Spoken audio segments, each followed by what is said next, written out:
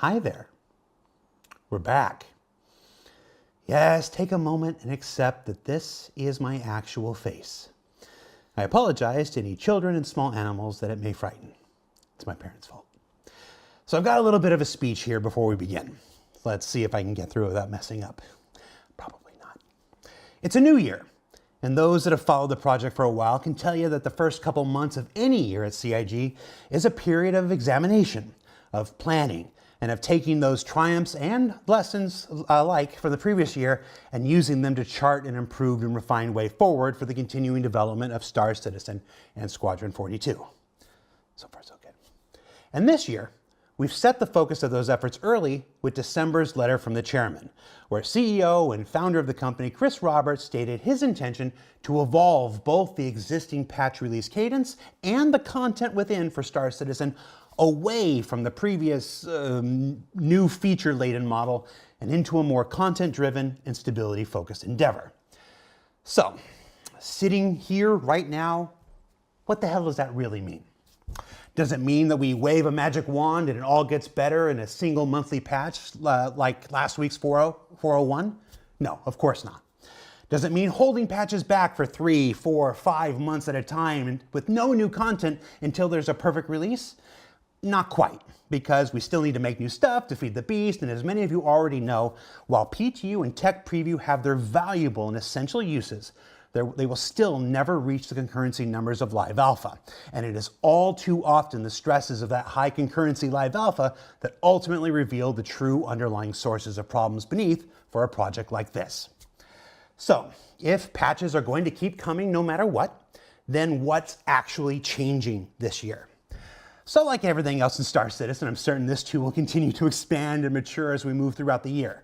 But in its simplest terms, what this means is pulling engineers and programmers off of a lot of the new fancy feature work they've always been on and putting them on less sexy but more quality of life driven efforts like rebuilding elevators and transit to better work with the realities of server meshing, fixing issues where your hangar eats your ship and your cargo disappears, finally introducing some version of unique item recovery as quickly and as efficiently as we can, and much, much more.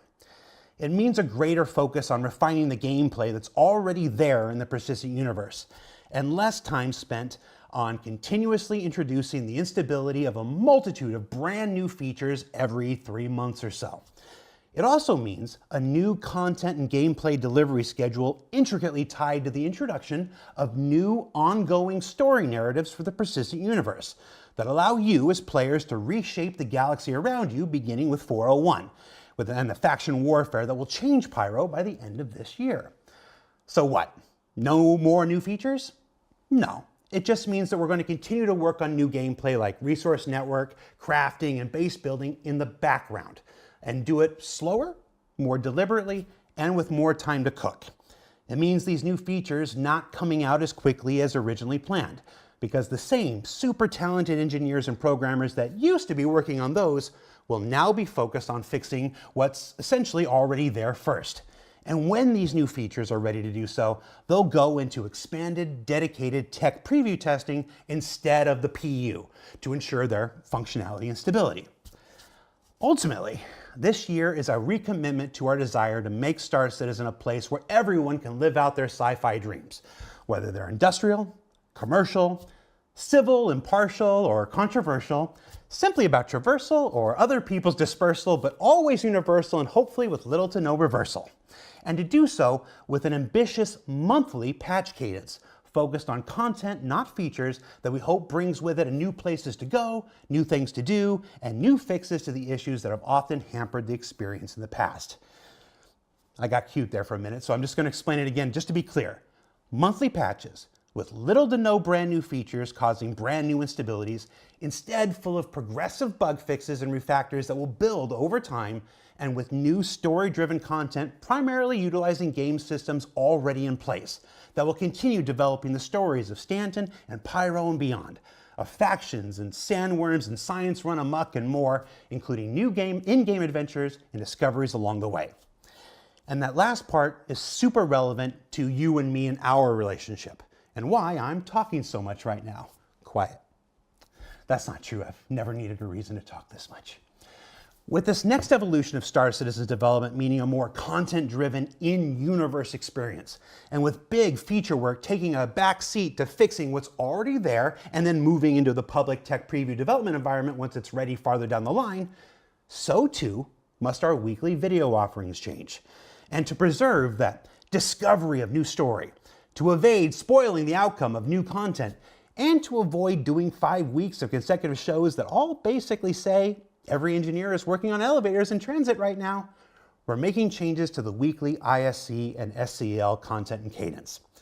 So like everything else that continues to evolve and change as the year goes on, we'll be bringing Inside Star Citizen and Star Citizen Live together on Thursdays.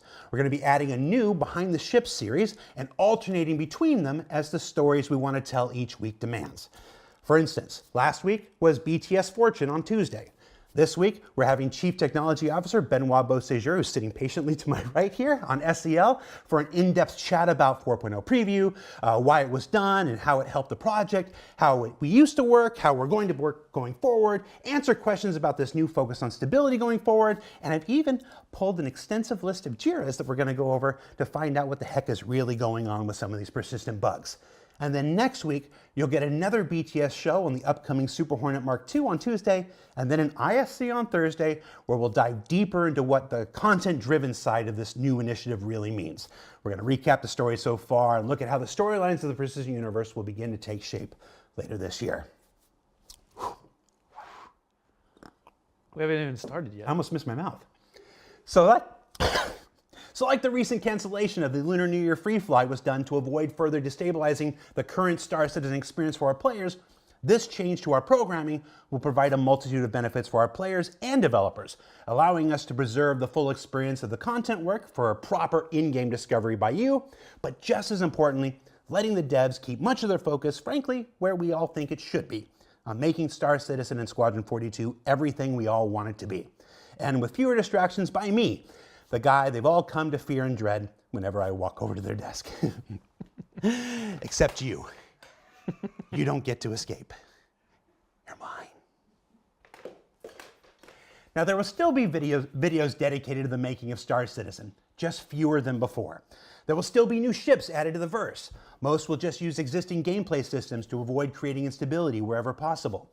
There will be more patches than ever before. Approximately once a month, we're currently counting about 10 over the course of the year, full of bug fixes and new story-driven content, and there's going to be fewer big-ticket features that we're used to in the past being introduced until things are shored up. In short, too late. It's going to be a very interesting year to be certain. And yeah, this is a lot of talk, to which I'm just going to say, yeah, this is a talk show. It's what we do on SEO. The ultimate proof of these efforts will be seen little by little, month after month, over the course of this entire year. And we hope you'll join us and continue to support us on this new adventure towards a more stable universe. So with that, I'm going to take a drink and we'll get started with the show proper. Roll the cue card. The towel.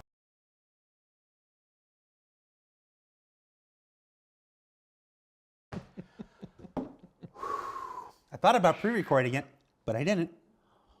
We're doing it live. Oh, one take Huckabee. Hi, everybody. Welcome to Star Citizen Live. I'm your host, Jared Huckabee. And if you've never seen Star Citizen Live before, well, this is a really interesting one to start on. This is our special edition of More Stable Universe episode with me and Chief Technology Officer Benoit Beauséjour. Benoit, I've been talking too much. Say something. Hi, everybody. How you doing, Benoit? I'm good. I'm good. So for anyone who doesn't know you, let's start us off, explain who you are and why you're the person that's here talking to us today on this show. So I'm the Chief Technology Officer, or as the acronym means, Chaos Team Organizer. And so my job is to now lead the engineers in their development efforts, but also in the development of the Star Engine and also both games, right? To make sure that engineers know what they have to do, that they have the tools to do it, and that they have the right priorities overall based on the two projects. So this show is going to go a bit longer than normal. We're going to break it into a couple different sections. We're going to talk about a few different aspects of development. And then for the latter half of the show, we are literally going to bring up JIRAs on my screen, and we're going to talk to him about all the most pressing bugs. Well, not all of them, but many of the most pressing bugs, and find out what the heck's going on. But before we get to that, I want to talk about how we used to work, then talk about this big change that's going into effect this year, so on and so forth. So let's start with the old ways. Let's start back at the end of last year with 4.0 and the 4.0 preview. Over the last 2 months, we've seen a lot of opinions online about how that went and why we did things the way that we did.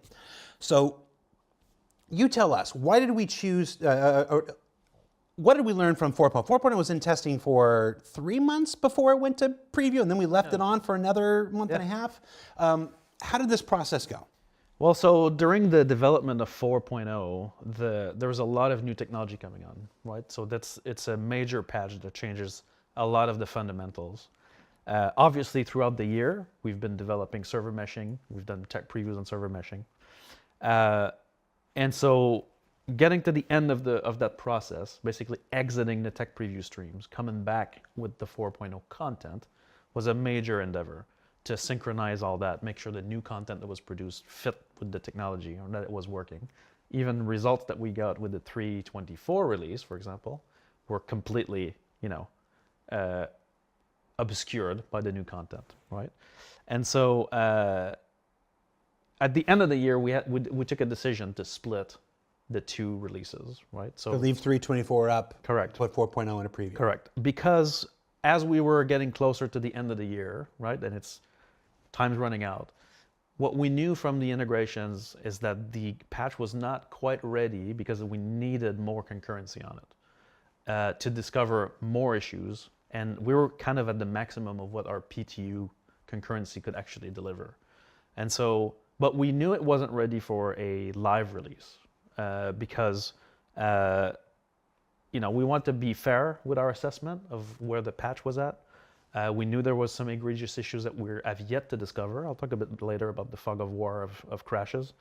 And so we decided to go with the lesser of known of the two problems, which was leave 3.24 live for players to enjoy it in a stable release, right? But at the same time, give them access to a 4.0 preview.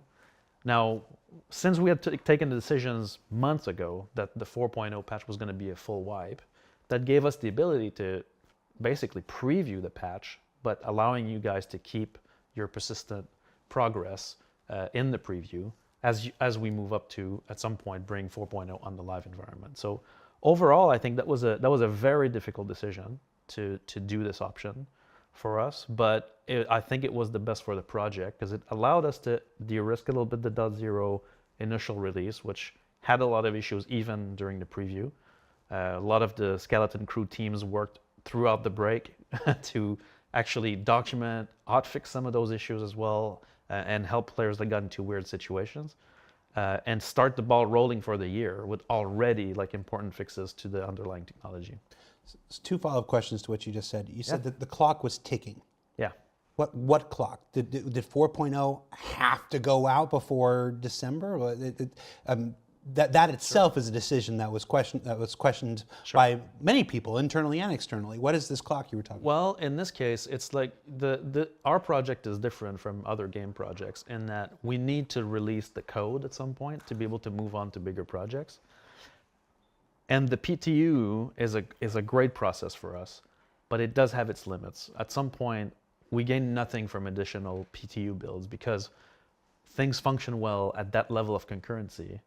And we need way more concurrency to go up. Even when we plan patches, we know at which moments in the PTU we'll have concurrency, and we try to maximize those.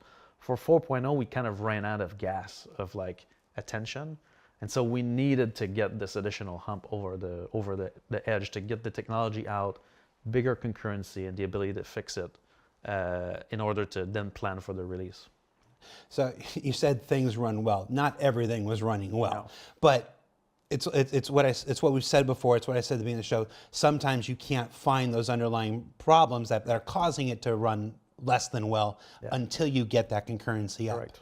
So to that end, wouldn't it have made more sense to just take 3.24 down and force everybody into 4.0 like we've done every other December in the past? Right, our typical decision typically was to just go for it, right? In this case, I think it shows a change of mentality, which is that we're trying to respect our live environment a bit more. And so the decision was taken to just allow players to keep playing 324 as even a fallback or as their primary play environment if they preferred, while you could jump on the preview experiment and then just see, try the new content out, but then always have your stable experience to go back to. But realistically, sure. And for the next couple of hours, you're going to get a lot of questions. I know, sure. Who in their right mind was going to log into 324 with 4.0 sitting right there? Like who drives up to Disneyland Sure. and with Disneyland right there goes to California Adventure instead? Did we actually, was anything gained by doing this really? Yeah, overall, throughout the break, right, during the 4.0 preview, there was actually a fairly large contingent of players still playing 324.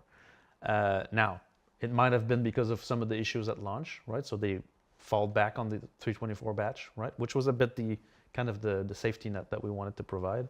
But you're right, of course, we were banking on the fact that people would go on the 4.0 preview to give us that concurrency.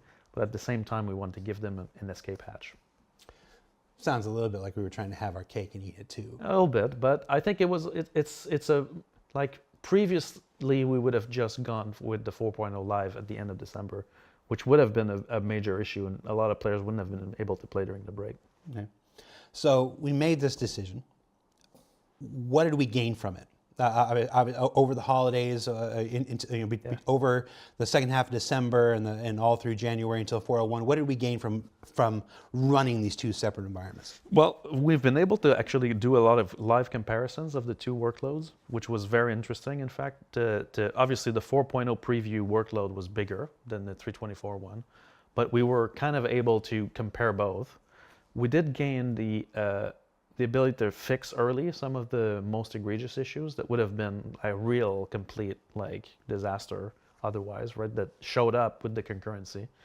I'll talk a bit more about those. Actually, we're going to dive into that quite a bit. And so what we've gained is the ability to provide a test environment that was bigger while allowing players to keep an escape hatch and then compare both builds. So that's the preview versus 324. And I wanted to get that out of the way. But let's go back to just 4.0 itself. Yeah. 4.0 started testing, I think it was in Evocati in October.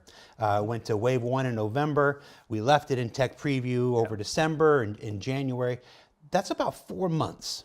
Yeah. That's about 4 months of testing. Did we fix anything? Oh yeah. We fixed a lot of things. Here's the thing. I know what the answer is. I'm being a little cheeky with you and everything. But it's hard not to look at the community and look at the sentiment, look at YouTube and Twitch and Spectrum and Reddit and everyone else. And if you took a real cursory first glance, it looked like, what the F were we doing for 4 months? Sure. What the F were we doing for 4 months, Benoit? All right. Well, so September, October, November, December, right? So since September, we started the real Evocati in October, correct? Mm-hmm. And so for these 4 months, the majority of the development was aimed at finishing the features to make sure that they were server meshing compatible. So we still had a server meshing playtest at the beginning of October, right? That was the final one before we actually reintegrated the streams. And so then came some realizations. We were very happy with some of the tests that we've done. We've identified all the issues with our server meshing tests. We knew what we had to do. And then we came back to the main line from the 324 content, and we started running server meshing in Pyro. And major issues started to show up. When we started the PTU at beginning of October, the first PTU was an absolute disaster. All of the metrics that we had captured in 324, and we were like, yeah, these look good, were completely off the charts with the 4.0 content. Same technology, same code base, but completely new content. And so we realized that the size of the levels were different. The way the content was created was a bit different, and that had major implications on the streaming and replication systems.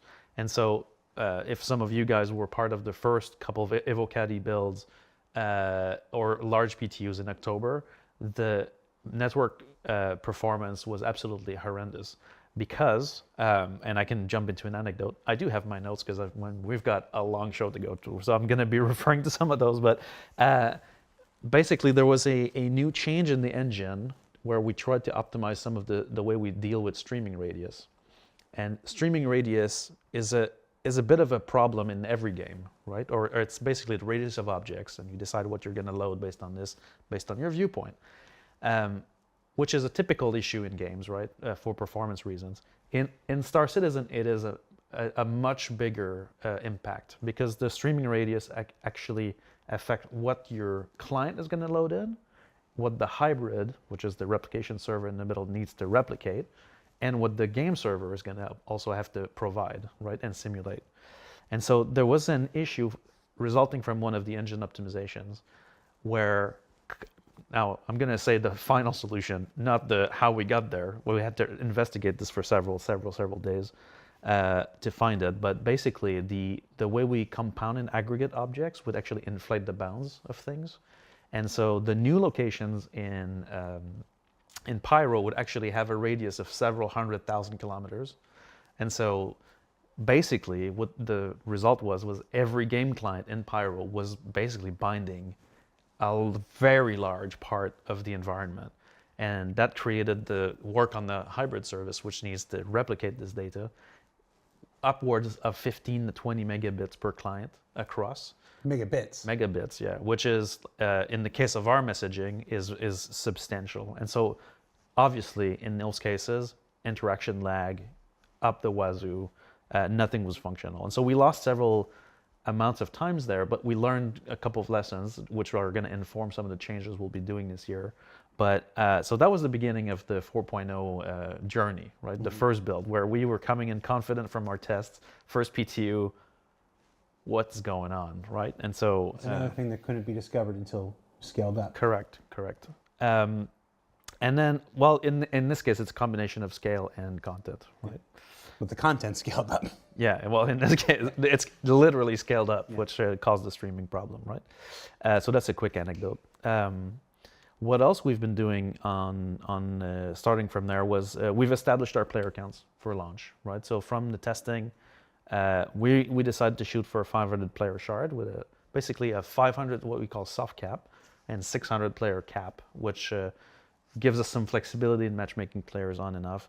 That number felt good for several reasons: performance, but also and headroom, but also the kind of the ability for the game itself to support that amount of players. So the amount, I've talked about this before in some of my server meshing reports, but the amount of gateways we have for hangars, how many hangar holes are there around stations, right, for you to be able to get out without a big queue, things like that. With more players right now, the game wouldn't support it properly. So that was we've established those numbers. And then the team set up to finalize the latest elements that we've identified during the test to launch. So I've talked about network bind optimizations before, so that had to be completed. So this was a full, solid month of work to keep optimizing the network bind so that we stopped having these quick stalls. Mm-hmm. That was a very large one. Another piece of this was the teleport API. Now, I know that sounds, what is this magic, right? In a normal game server, teleporting objects is very simple because the server has all the entities in memory and you're like, just move there. Our teleport API needs to support cross-server teleportation of an object, right? So an object that's in Stanton technically can be teleported through the APIs on another another server in the shard. And so the teleport API had to be kind of finished.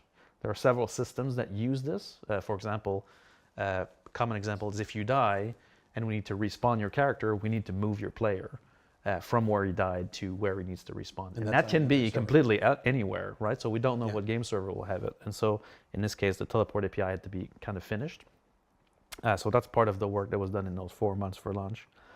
The other one was the territory configuration. So if you followed the development during the last couple months, we went at some point from the typical small shard of like 2 servers and 400 players. And at some point, we exploded the size of the shards. That's because our new territory configuration came into play.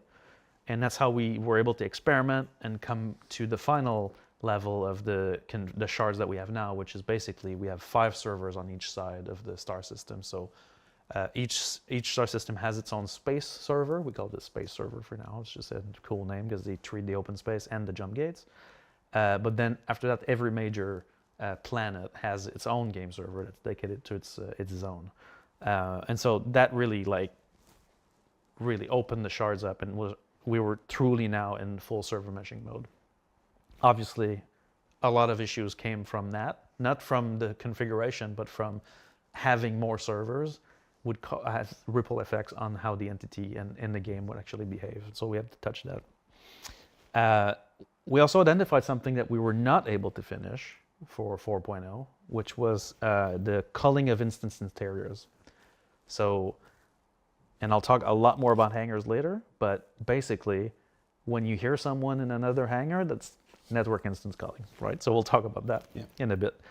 Now, one of the big fears that we had for 4.0 was that, of course, it's the debut of server meshing. It's a brand new, deployment for the game. It's a lot of technology change, but there's always a subtext that performance is going to get better if we go server meshing, right? And the reality is the initial test showed that it did not. Now, not because of our assumptions were incorrect, but because, as always, when you don't completely drive on the performance, it tends to get worse. And so we mobilized everybody, like the entire company, basically, all the engineers, right? Where we started a series of, I called them Joker card initiatives, right? So several teams during the last push received the Joker card. And what that allows them to do is to cut the red tape. So, for example, the network team had the Joker card. They could request anything from any team and get priority. And that allowed them to really move forward on their changes and their fixes. And so we started a bunch of those Joker card initiatives on performance specifically. And so every single day we would take captures. We would review hundreds and hundreds of captures, identify code parts that needed fixing, and then literally without a big process, right? So we've cut the process down. You talked about JIRAs earlier, right? This part of the process, no JIRA, right? And we just called out, here's a performance hotspot. And then directors from the company, our amazing tech teams and our engineers just jump on those things and go, I know what to do, optimize, next batch, right? And we kept grinding like this to really make sure that we could deliver above 15 to 20 FPS per server, at least, right, to get started. And we want to go even further, but that was kind of our target, was to deliver something where we're no longer dipping under 10 at all, ever, right? And so, for example, the AI team discovered through this process that there was a very large navigation mesh generation that was directly on the main thread that cost us 15 to 20, sometimes milliseconds, which is, the frame budget's 33, right? And so, but the response from the teams were amazing. They rapidly refactored and optimized really key pieces of code to shave on these things. That made a very big difference. Out of these Joker card initiatives, I'm going to jump into the important ones. Physics is a very big issue for our servers. I've said that before. Not because our physics code is terrible, and in fact, it's great, but we demand a lot from it. And we started to look into, well, what's going on here? Why is it costing us so much? And so we really profiled on that side quite a bit together as a team. So one of the things to remember here is that our bugs persist, right? I don't think anybody's going to forget that they persist. Bugs persist. And so, but what I mean by that in this case is, if I spawn an object, intersecting with this desk, right? In any other game, when the map reloads, these objects are no longer colliding and we're good, right? In Star Citizen, those things will stay in complete intersection in the database and in the shard and in its persistence forever, right? And the physics code tries to solve this, right? And that's what's costing us performance in big parts, right? And so we started this Joker card initiative that we call the Physics Expensive Event Resolution. And so it's about the physics engine detecting these things, which it already did, but now raising it for resolution, saying, I need a solve for this. And so a ship that intersects with a wall or that spawn in a wall, a weapon that falls through the floor and that's stuck in there, right? Debris has been a big one, right? And so we needed a way to solve this. So what the physics expensive event system does is it raises an event for the game, and the game now receives these objects and it says, oh, debris and player ships. Well, I'm going to do something with the debris. I'll either delete it, stow it, transform it, move it, right? And so as we start doing this, it's actually cleaning up all of these intersections across the shard and basically giving us back this performance step by step. And so one of the very large things that was very egregious in this was actually a bug on the ships where on explosion, some of the components of the ship could stay static in the world throughout the explosion. But, behind the scenes when the ship explodes, we do a whole bunch of things. We replace some meshes with damaged meshes. Some of the elements are physically deformed and move. And we create debris. We literally spawn debris. Now, if those components stay static and we spawn debris, we're creating intersections, debris straight intersection into these components. And so that was a very big part of the problem. We fixed that bug, but we also added a system to basically raise the issues with the debris so that they could be cleaned up automatically. Another one was the AA turrets. So, as you guys play, you destroy these AA turrets at the key locations, right? And there was a problem with the setup of these AA turrets that when they died, in the same way as a ship when it dies and the components detach, right? The AA turret had an issue in its setup where it would go like this, but overlapping each other. Basically, every time someone killed an AA turret, we add it to the server load forever. And so obviously, now that's being evicted completely from the system. Somebody in the chat is like, you can destroy the turrets? Sometimes. So yeah, they might destroy you first, but yeah. I want to jump a little ahead here. Just I don't want to get too far in the weeds. Obviously, all this stuff is super important. I've seen some numbers floating around in some various chats about how many bugs and how many fixes were actually resolved over the course of those 4 months. I asked you to look into the numbers. What were the actual numbers? So for 4.0, between 3.24.3 and 4.01, the team have fixed 2,900 bugs in total, but that's over 3,300 tasks. So a bug can require a couple of tasks to fix. So in general, that's the number of fixes overall. I'm going to ask a very candid question because 2,900 bugs is a very impressive number. But. Did we fix the right ones? Did you fix the right ones? It's obviously those ones were all, many of those obviously are important. We have a tremendous coterie of directors, all studios around the world who are prioritizing these things, and I'm sure they get us, a couple frames here, or they solve an issue that's going to affect those 10 people over there, and stuff like this. But there are many of our long-term bugs, the things that have just been an albatross around our neck for a long time. And the second half of this program, we're going to get into those one by one. Right. So I don't want so without going into each one of those, because we're going to do that in a few minutes here. Why these 2,900 other bugs and not just 2 or 3 of the ones that would change the lives of hundreds of people, thousands of people? Well, so I don't do prioritization, but what I can tell you is that most of those issues are filed, they're called out, and they're raised up, but the complexity of some of them require a specific handling. So, if I've read some stuff over the break where we've hotfixed certain issues, like there was if I remember, a certain exploit that came out for some duping and some people thought it was a beneficial change, even though it was a bug, and we fixed it. And people are like, well, why did you fix it when you could fix something else, right? It's all about capacity to fix. So do we have the right person available for this problem? Some problems require the experts, our manpower is extremely specialized, and for some of the older systems, it's even worse.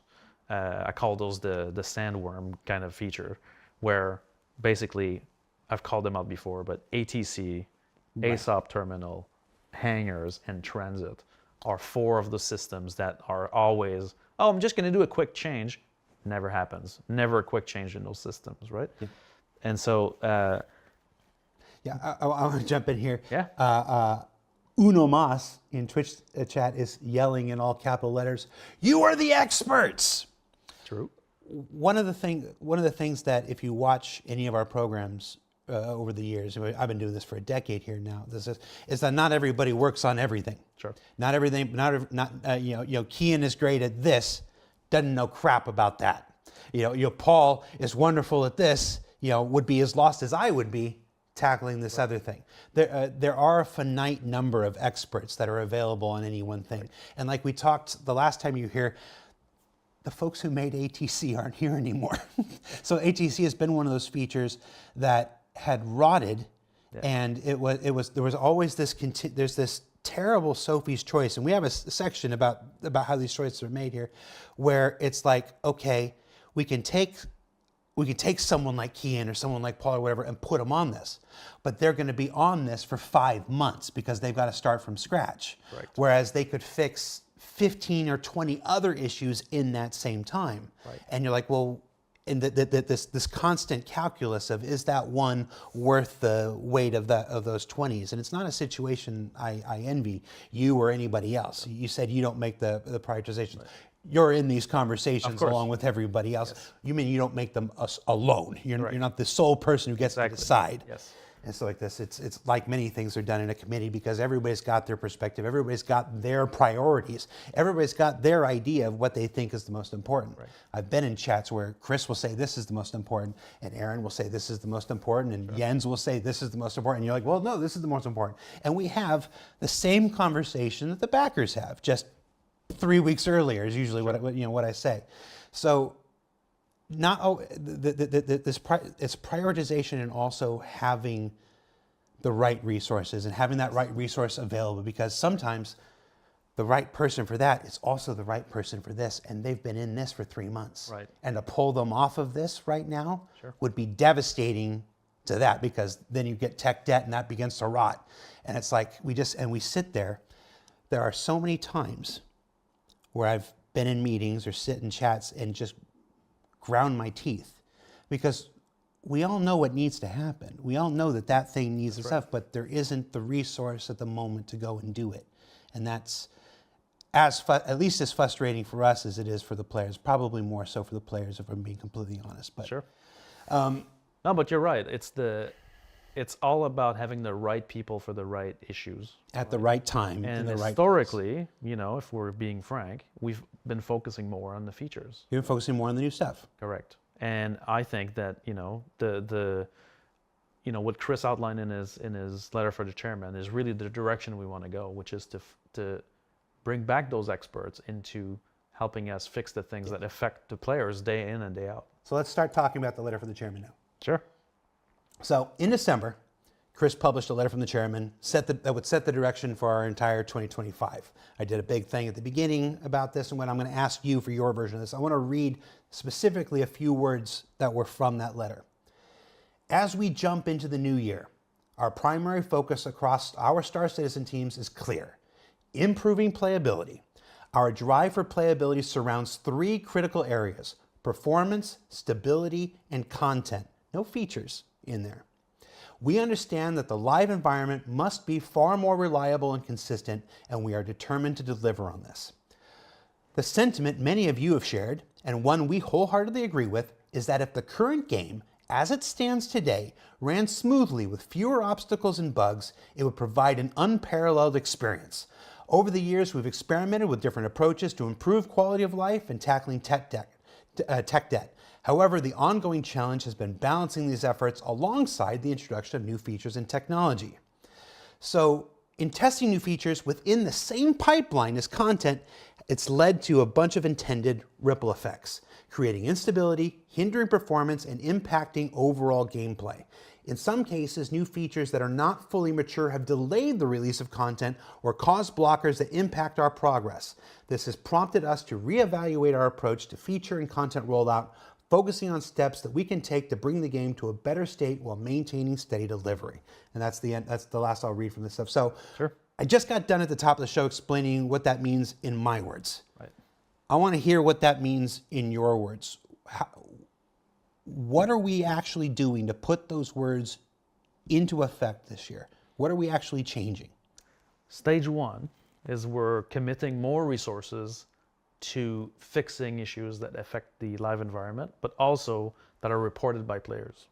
And so in a typical setup, we have to take those resources from features, right? So that means that normally if we're on 50 different features, all these engineers are working on new content to build new components or new features, new UIs for these new gameplay elements. And this can go on for a while because there's prototyping, there's iteration, there's merging QA, and this can take a while to bring it in. And as Chris is pointing out, it creates ripple effects. And so we have to slow down on the features to get those resources to jump into what I call these Katamari issues. Like we're going to look at a couple later, but issues that require, oh, I need a physics expert. Oh, I need an audio expert. Oh, I need a graphics expert. Oh, I need a gameplay expert. I need a guy who wrote this system. I need a guy who wrote this system. An issue that just keeps growing until it's solved.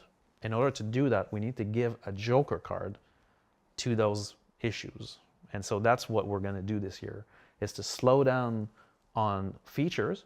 We still need to build features, but we're going to pick the ones we can do while still investing in correcting the problems that we know have been in the game either forever or that are newly and very active.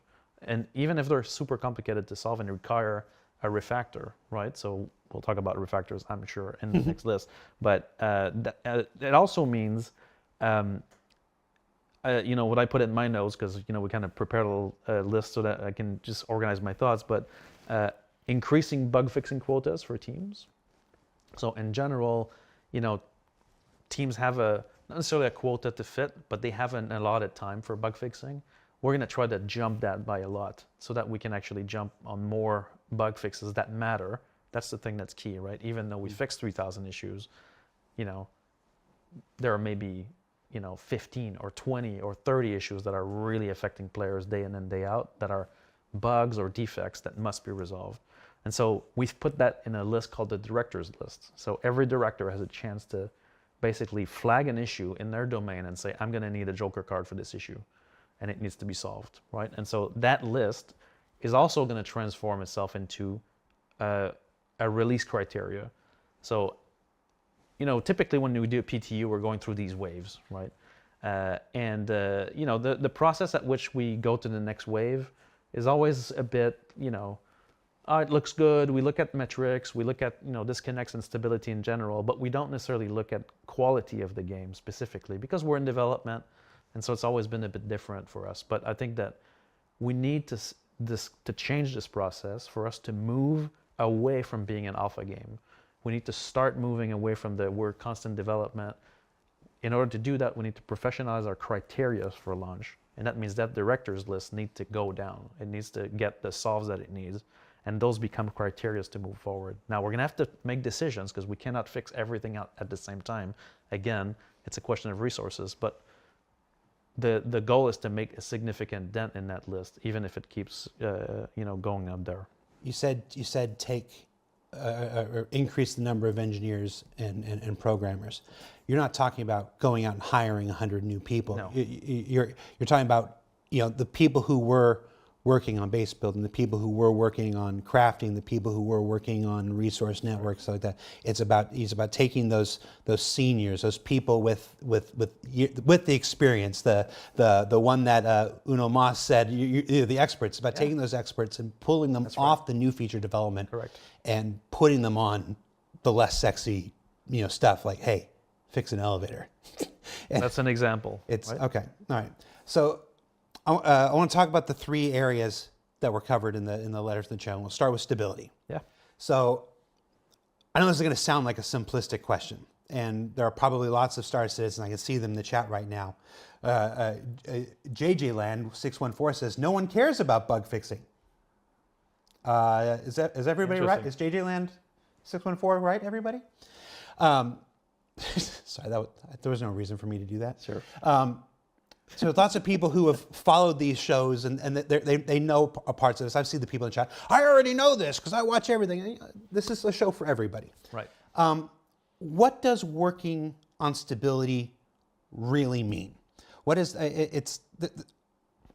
we've had a lot of platitudes here, and sure. Platitudes are necessary. They're helpful to explain things, but translate this into real world shit for me. Right. I use my one swear. What does working on stability actually translate into as far as action goes? Well, it translates into aggressively monitoring what we call internally stability. Covers like some of the very simple metrics, like do servers crash, right? Or do hybrids crash? Do clients crash? And together, do these cause client disconnects, right? And so all these metrics go into what we call basically stability, but it goes further than that. Those are just basically the indicators, like the big level indicators. What stability is like things like bare bone things, like are you able to successfully connect to the game? Can you log in? Correct. Can you do successful interactions? Like, can you go to your ship and press F to join your cockpit and then not it take 35 seconds? Is it consistent and reliable? Meaning, like, is it like this all the time? Or is it there only sometimes, right? So stability is about consistent and reliable experience interactions. It's also, when we work on stability, we're talking about improving the observability. So teams that, when you guys are playing the game, you have a very immersive experience, and issues that affect you during your gameplay are part of your bubble, right? We need to be able to see those issues from the outside. So from the server side, from the cloud environment side. And so improving observability gives us that, because there are many systems in the game that have not been instrumented to be observed, right? And so sometimes, some older systems, I'm not going to name ATC, are going to have like some hiccups that we can't even see, but players report to us, and then we have to investigate, but we need more observability. So that's working on stability is part of that. Changing systems that typically are problematics into self-healing systems so that they can just repair themselves. So when they get into a case that we know, we just modify the system to make sure it tends towards a state that's functional. And the observability comes into play to make sure that it does function. Working on stability also means establishing budgets. So budgets for errors, budgets for performance. And so that affects everybody in the company. But if we talk purely on stability, it's all about, is the content that we've produced here or the feature we've produced here using too much resources, whether it's CPU, GPU, server calls, bandwidth, storage, networking. So reinforcing those budgets, going about finding the offenders, right, that go above these budgets and chasing them down, solving them. So that's stability work. Reducing error rates, obviously, that's part of it. That's the resulting.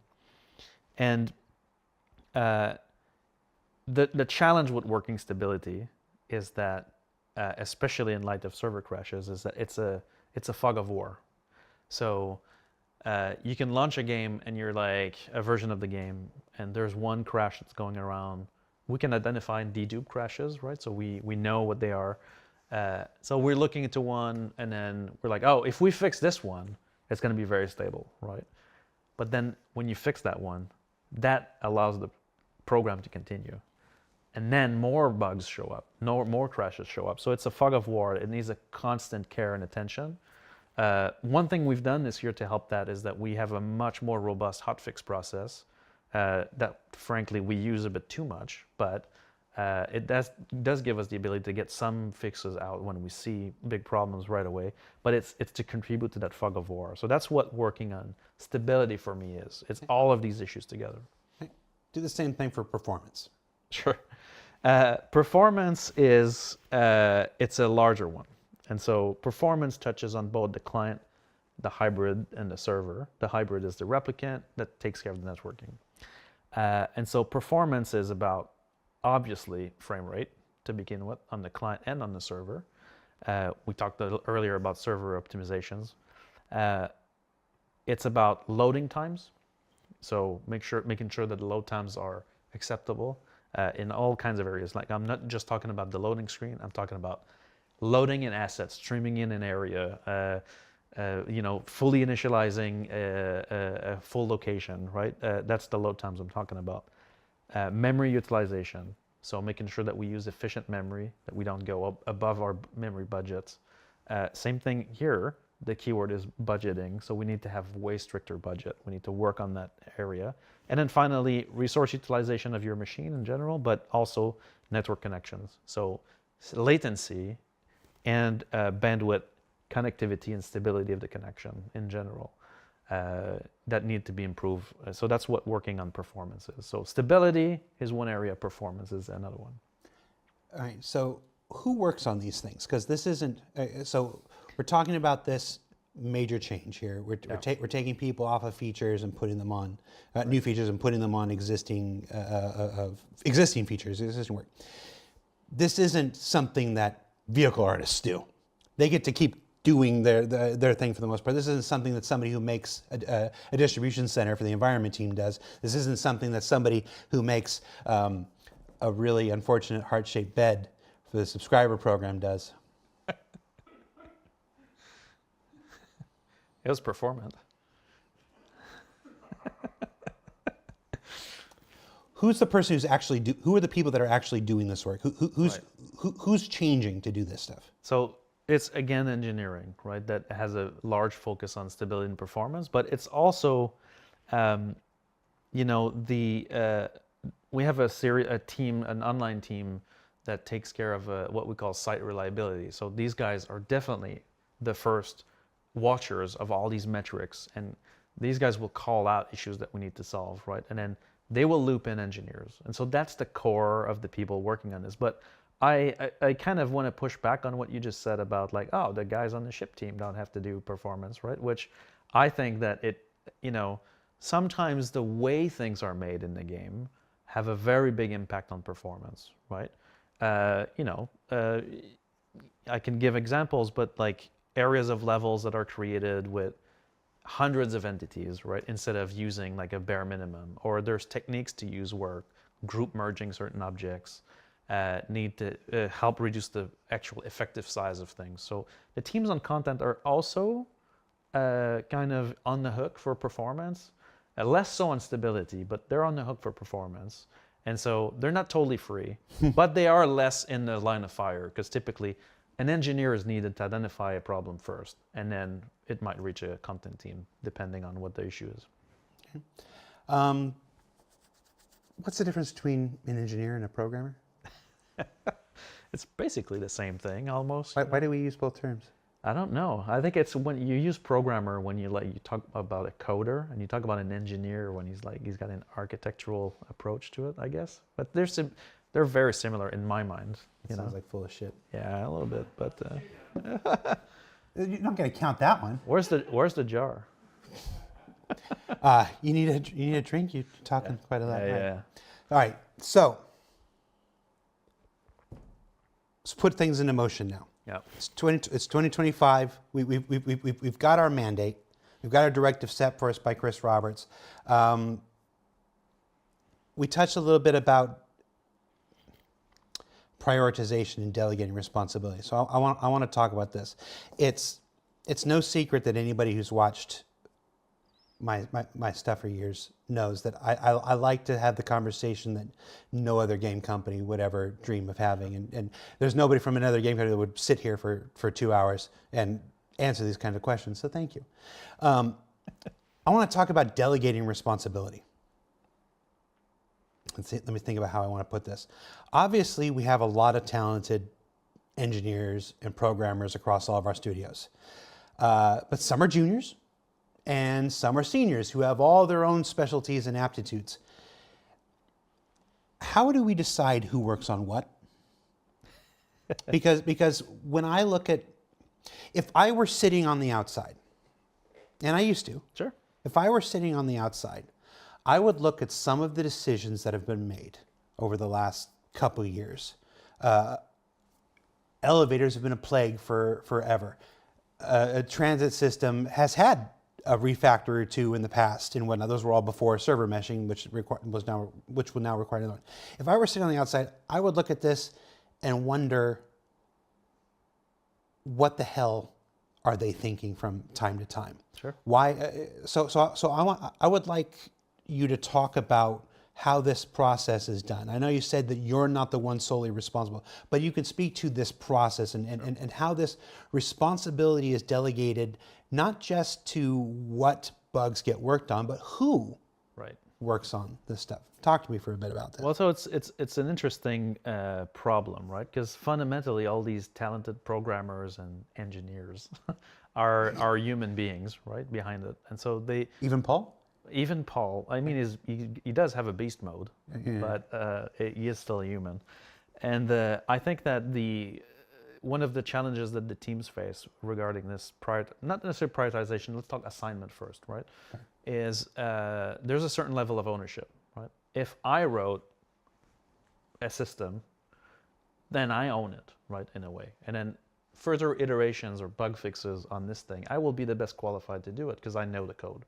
Anybody else that needs to go in this code is going to have a little ramp up, right? And sometimes we can't pay that ramp up, especially at the pace at which, I keep saying that in our project it's different. Typically, we don't release a game before it's in a better state. Most games don't run a live Correct. game environment in the middle of their development. Exactly. And that, I call it the cost of shipping, is what hurts us the most, because now any priority issue for the live patch needs to become absolute, right?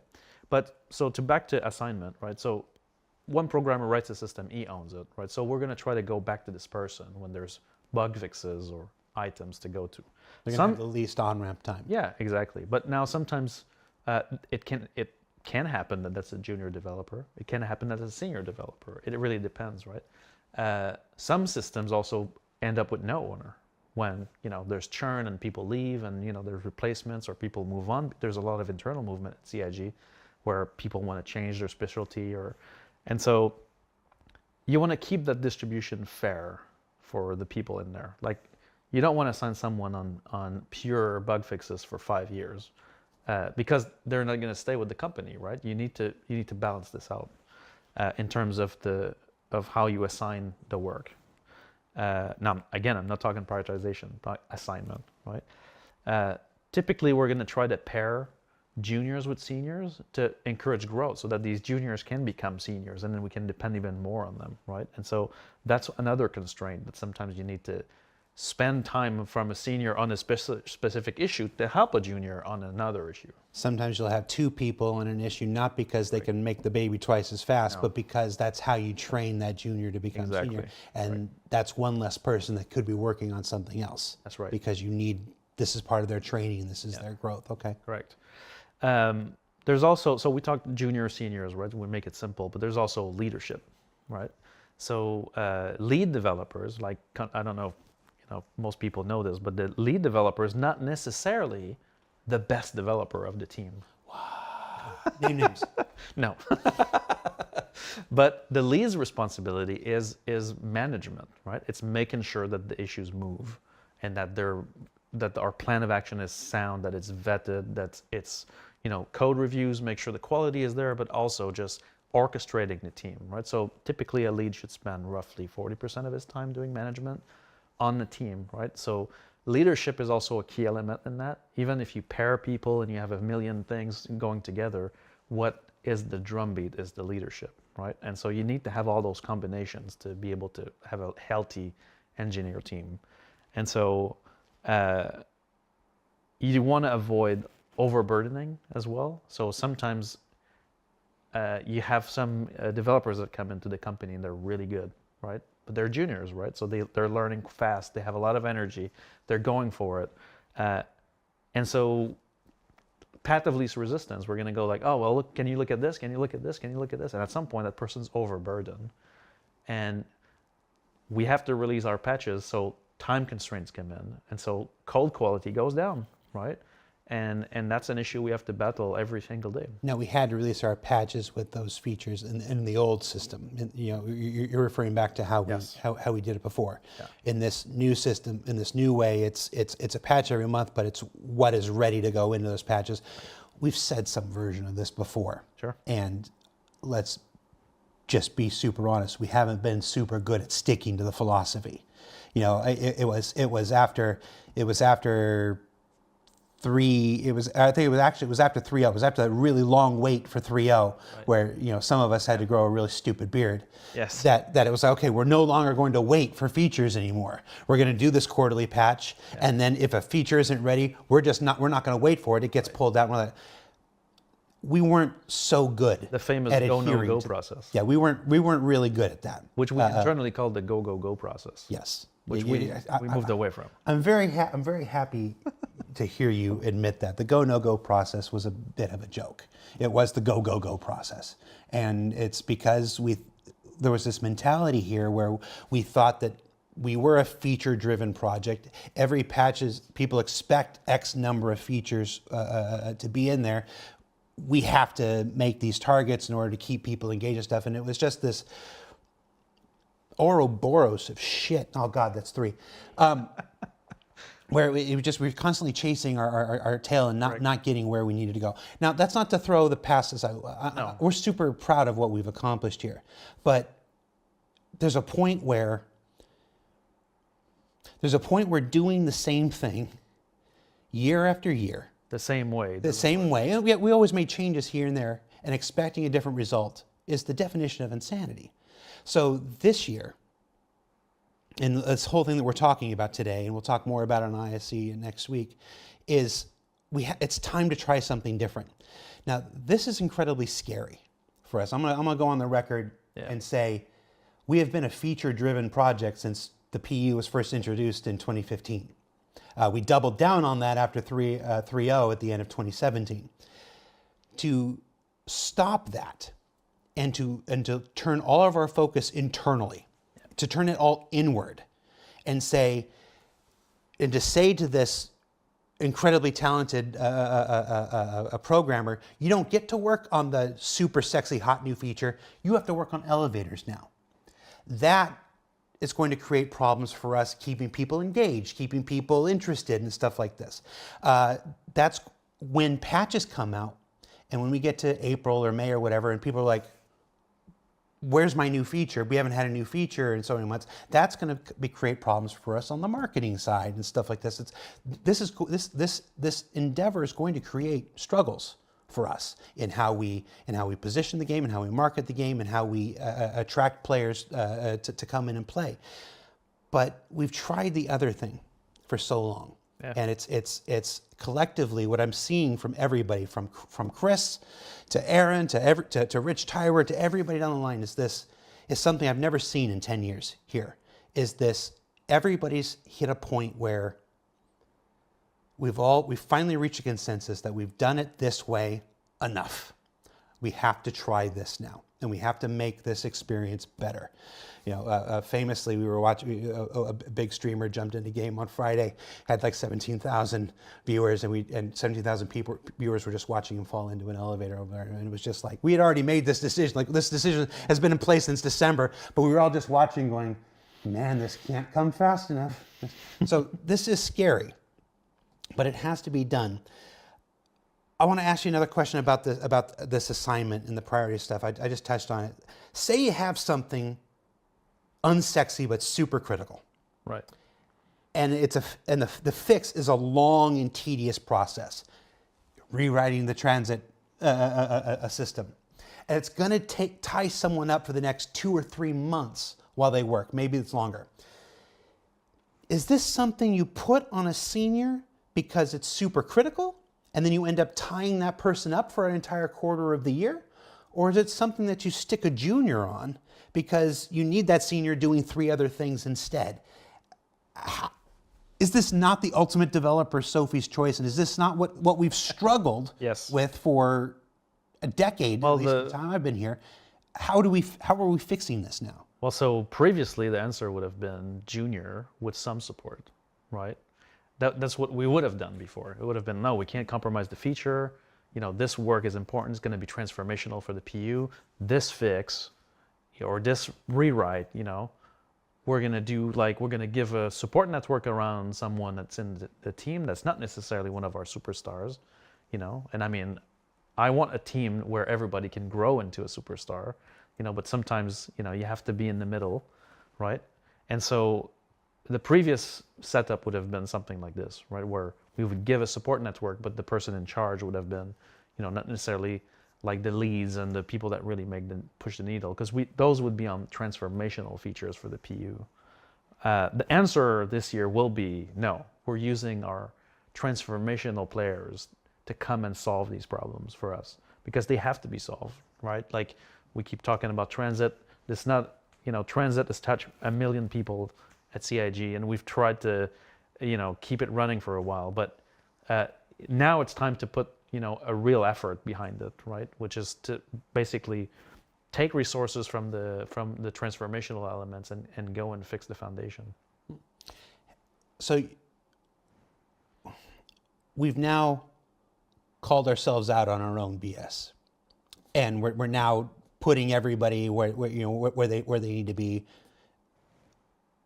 How do you decide whether that old feature is fixable or whether it's so far gone that it needs a refactor? Sure.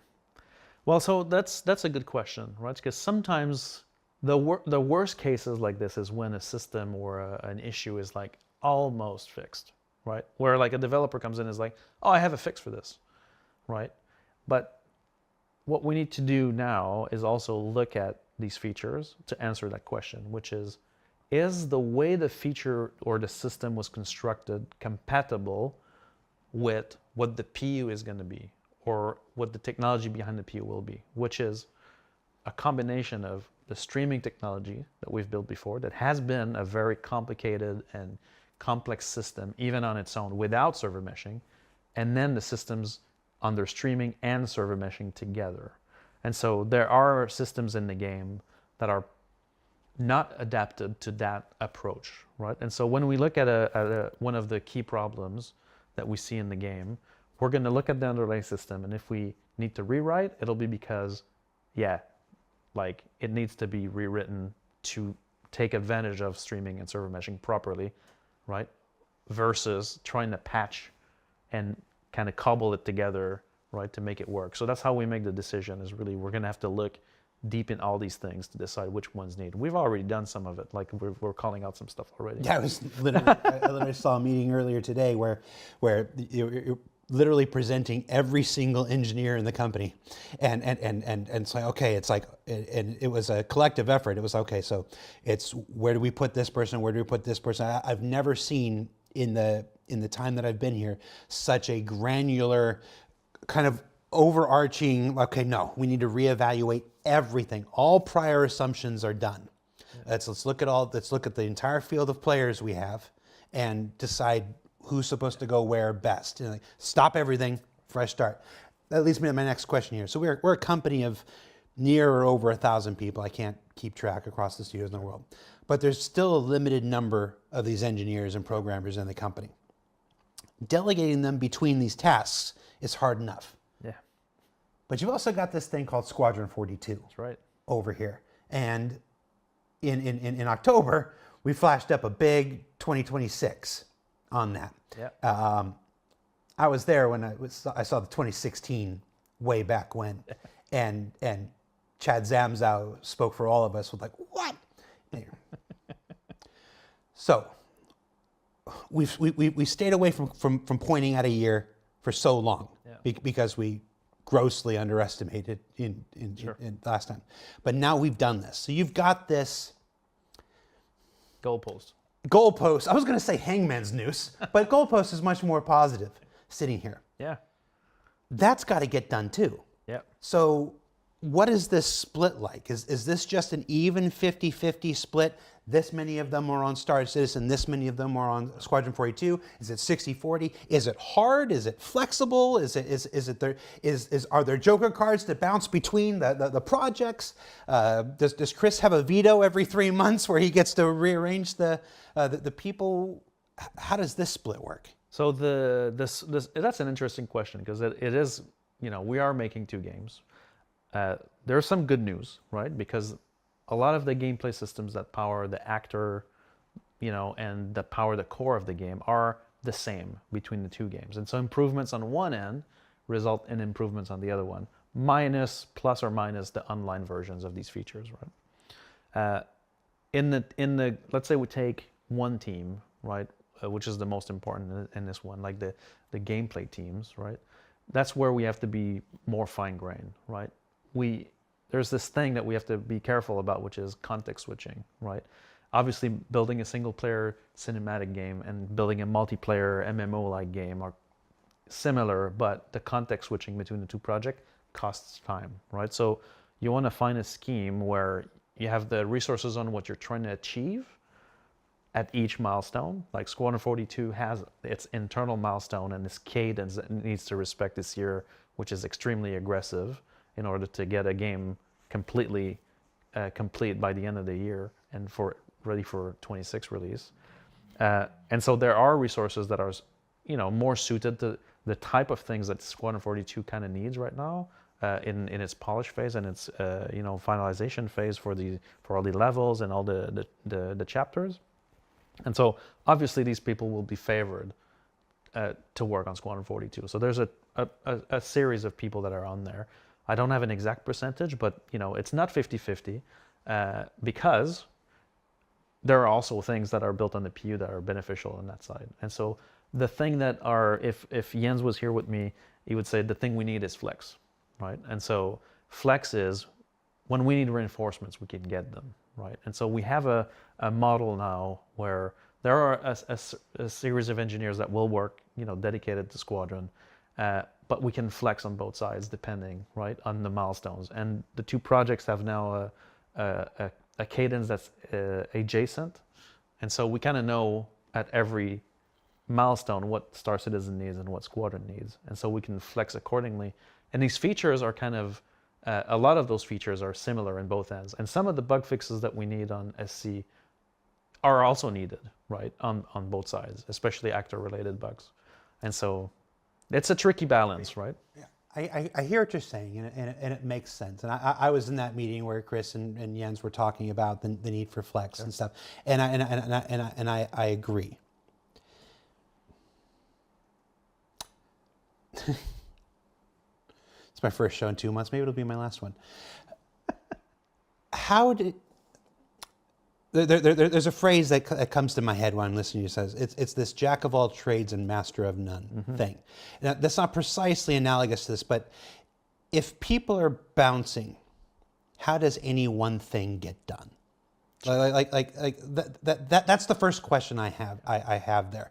And I know there's no easy answer to this, but you agreed to come on the show and you agreed to take the uneasy question. So I'm taking advantage of our decade-long relationship and putting you on the spot here. It's absolutely important if this thing in Squadron has to be done because it will unblock 50 other people. So we'll take those 2 people from Star Citizen for 2 weeks and get it done. And that's a worthwhile use of flex. Sure. And I understand why that exists and why that's important. But how do you keep that from becoming just this, and we just left with this two amorphous blobs that never get finished? Sure. Yeah. The key is in the specialization, right? So we have teams like, I can give an example, like the mission system team, for example, are highly specialized in the online mission system, right? And so... Oh, and Elliot Maltby, don't leave him out. And Elliot, right? The Kid Rock of missions. But this assignment, right? You take the resources that are good at one element that one project needs, and you can dedicate it, then you're not losing anything from the other side, right? The flex obviously is there in your extra kind of chunk of resources, right? Every team has like core members and extra members that can flex. And so the idea with this has been to make a plan where we can actually focus on the things that matter, and we pick what we think matters, right? So our player experience team on the SC side helps us, like for the bug fixes that we're going to be looking at in priority, we know what those are. So we make sure those are covered. So it's about not just prioritization and assignment and just blatantly going SC, Squadron, It's really about looking at what do we want to achieve? And on SC, we want to achieve a better playability. And so we're going to commit resources to that. The flex will come only when we ship, right? That's the moment where flex actually happens. So end of milestones. And so the impact at this will kind of be minimal because we minimize the context switch on the key resources. Like leadership is a key part of this. The right leads in the right places make a big difference. Okay. Those ones need to not move. That's the it makes sense. It's not a question with an easy. It's not a question with an easy answer, and it's not a question most marketing shills would probably ask their execs live on the internet. But like I said, we're going for it. We're going for it. I want to talk about one more topic before we get to a topic that I've listed in my notes as persistent buggyverse. Right. And that's Alpha 401. So last week it was just last week, right? We released Alpha 401.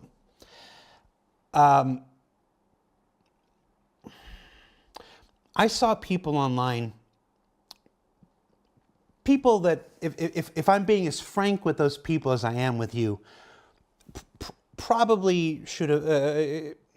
Some people expected the silver bullet patch. Like there was a letter in December, and they thought in January there would be a silver bullet where everything was fixed. And I personally find that expectation a bit silly. On the flip side of that, though, these are people who have been waiting.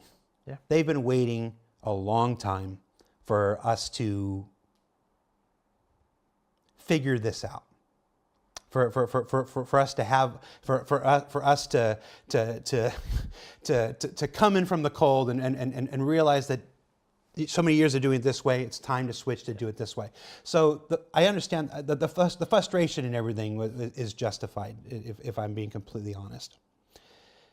It was not a silver bullet patch. Sure. This 402, it might even go to PTU today or tomorrow. We're here, so I can't see the chats that they're trying to put on PTU. For the end of this month, will not be the next silver bullet either. Right. As I said at the beginning of the show, this will be a thing where month after month we patch without new features, but just new content built on existing features and bug fixes, and slowly we start changing the temperature of the water, of our persistent universe. What was my question?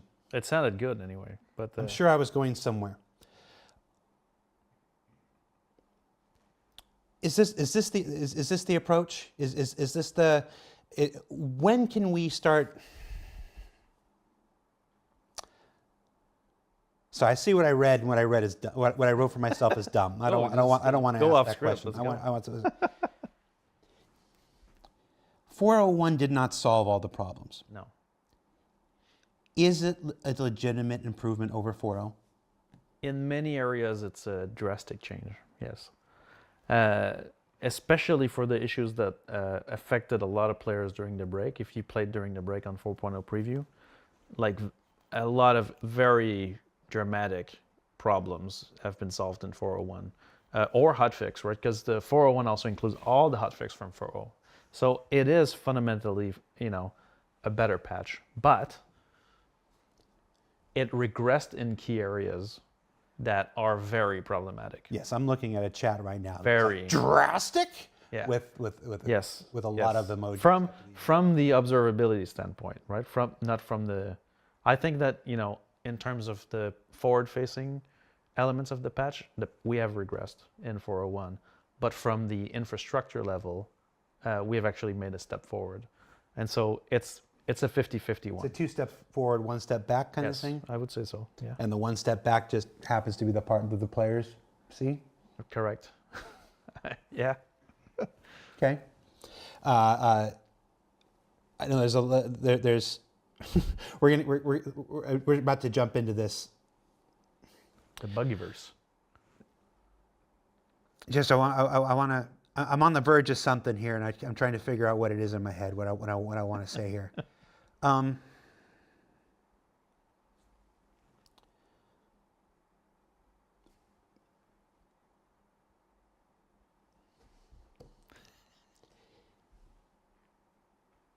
I guess what I really want to ask is, okay, it's not going to be in one patch. It was never going to be in one patch. Any expectations that it would be in one patch or two patch, frankly, a bit silly. But we're all, when I say we're all, I mean not just the people who play the game, I mean the people who make the game too. We're all frustrated. Yeah. We're all tired. We're all exhausted of logging in and seeing people stuck at one position and seeing elevators not showing up and people falling through trams and stuff like this. It's not going to be one patch and it's not going to be two patches. Maybe it's 3, maybe it's 5, maybe it's 7. I guess the question I really want to ask you before we move into the JIRA section here is this plan going to work? I think so. But what it needs, right, is, and I think Chris's letter kind of sets the commitment. That's what we needed, right? Going from the previous way of making the game to this new way, like a company of our size takes time to shift gears and change direction. And so even though you're like, okay guys, this is our focus now, reorder priorities, assignments, it takes a while before it actually takes form, right? And you need the people in the teams to really grasp what we're after, right? In terms of increased playability, what it means for them in the day-to-day, right? And I think that we have the commitment from the leadership to change this, and we have the means to do it. So in order to support this effort, right, it's not just we're talking about priorities and orders, and that's one part of the puzzle. But what the other part of the puzzle is to make sure these teams are properly supported to do this, right? It's in paying the tech debt that's been plaguing the project for a long time, that we've been kind of dealing with, putting in the corner, right? Tackling some of it, but then, letting it build up. And I think that we need to attack that head on. And to support our teams, it's about helping them improve the output through better process, better pre-submission checks, better validation, building the tools that will allow them to have confidence that when they put a fix, that it's fixed, or that when we say a bug is fixed, that it is fixed, which is, let's just say that it's been an issue, right? No. Yes. Yes, no. Many have been the times where I've seen everybody from you to Chris to Jens in the chat saying, they read a report on Reddit, or they see something on Twitch or YouTube, and they find the JIRA, and the JIRA says it's fixed. Yeah. And it's like, I thought this says it was fixed. And that happens for a lot of reasons. We've talked a lot about how there are multiple causes for the same outcome. And yeah, that cause of that outcome was fixed, but now we've just exposed a second different cause for the same outcome. It's frustrating. We're doing a lot of the problem is JIRA. Somebody in the chat. We're doing a lot of talk here. And we still got some more talk to do. The proof will ultimately be in the action. Correct. In In the month after month, patch after patch. There won't be a patch every single month. Like I said, we're currently looking at about 9 or 10 on the schedule. We actually have a meeting tomorrow where we're going to kind of hammer that down and have a better idea. Certain things affect the patch cadence, but more patches this year than any year prior, but with less of the feature work, far less of the feature work, and more of the content and the bug fixes, the content that doesn't require new features. Like somebody in the chat was just saying, do less events. It's not the events that are problems, it's the events that are built on new features. Like I was about events built on existing feature work and stuff can still be fine. That's part of what we're looking at. So like this. The proof is going to be. It's going to take this year. Ultimately, it's just the product, right? That's the thing that counts. Is what's the output, right? Does the output get better? Are we still dealing with the same problems that we've seen before? Did we actually solve any of those issues, or are we still going to look at, interrupted missions, or any of these bugs that are plaguing us, right? And I think that's the key, right? And that's how we should be measured. It's in, does this new method work? Is the product improving, right? And its quality. Yeah. Kid Casper, first-time chatter, says, did a dev ever play Siege of Orison? Yeah, Siege of Orison is a great example of an event that took substantial feature work. And the feature work that was underneath it was the stuff that was not ready for prime time. It's not exclusively the idea of an event that's bad. It's how you build the event, whether you build the event on current, existing, proven technologies, or whether you try to do something crazy. And we're still going to try to, let's be real. I've been here for too long to sit here in front of everybody and say, we're going to stop trying things new. That's not who we are. We're going to dramatically reduce the risk. We're going to dramatically reduce how far out over the edge with new things that we do. There are going to be moments this year where we still try something new here and there. And hopefully it works better than in the past because of our new tech preview situation, because of the new methodology. There may be one or two moments this year where we try something new and it still bites us in the butt. That's just, I've been here too long to even remotely hint at saying otherwise. But on the whole, what I've seen from people at every level this year is something I've not seen in the 10 years I've been here, and that is this collective realization that we have to change and stuff. So I'm more hopeful for this year than I've been for other years. It's not going to be a year full of a bunch of exciting new features. It's going to be a dramatically different year with different content and stuff. It'll be interesting to see how it works. It's scary because we've never. No, yeah, it's completely different for the project for sure. All right. Persistent buggyverse. Yeah. So, so it's not all going to be fixed in one or two or even three patches. But if I'm allowed, I think I can speak for everybody in the community when I say what the F about some of these long-term issues. So these long-term existing issues that have plagued the game since 3.24 or longer. So I got together with folks from the community team, Tyler and Lenny and Freya and all those folks. I got together with people from the player relation team, Bayer and his folks and everything. And I even got a few of these from Chris Roberts himself. There you You go. know, I got a list of issues that I want to ask you about and get some status updates on. Sure. This is basically the part of the show where I hold your Where we dive in. butt to the fire. Sure. You ready? Yeah. So in no particular order. No, Hang on. there is an order. Hang on, before we start, right? So I'll be the messenger here. So we did a little prep, right? We looked at a couple of these because I needed to prep.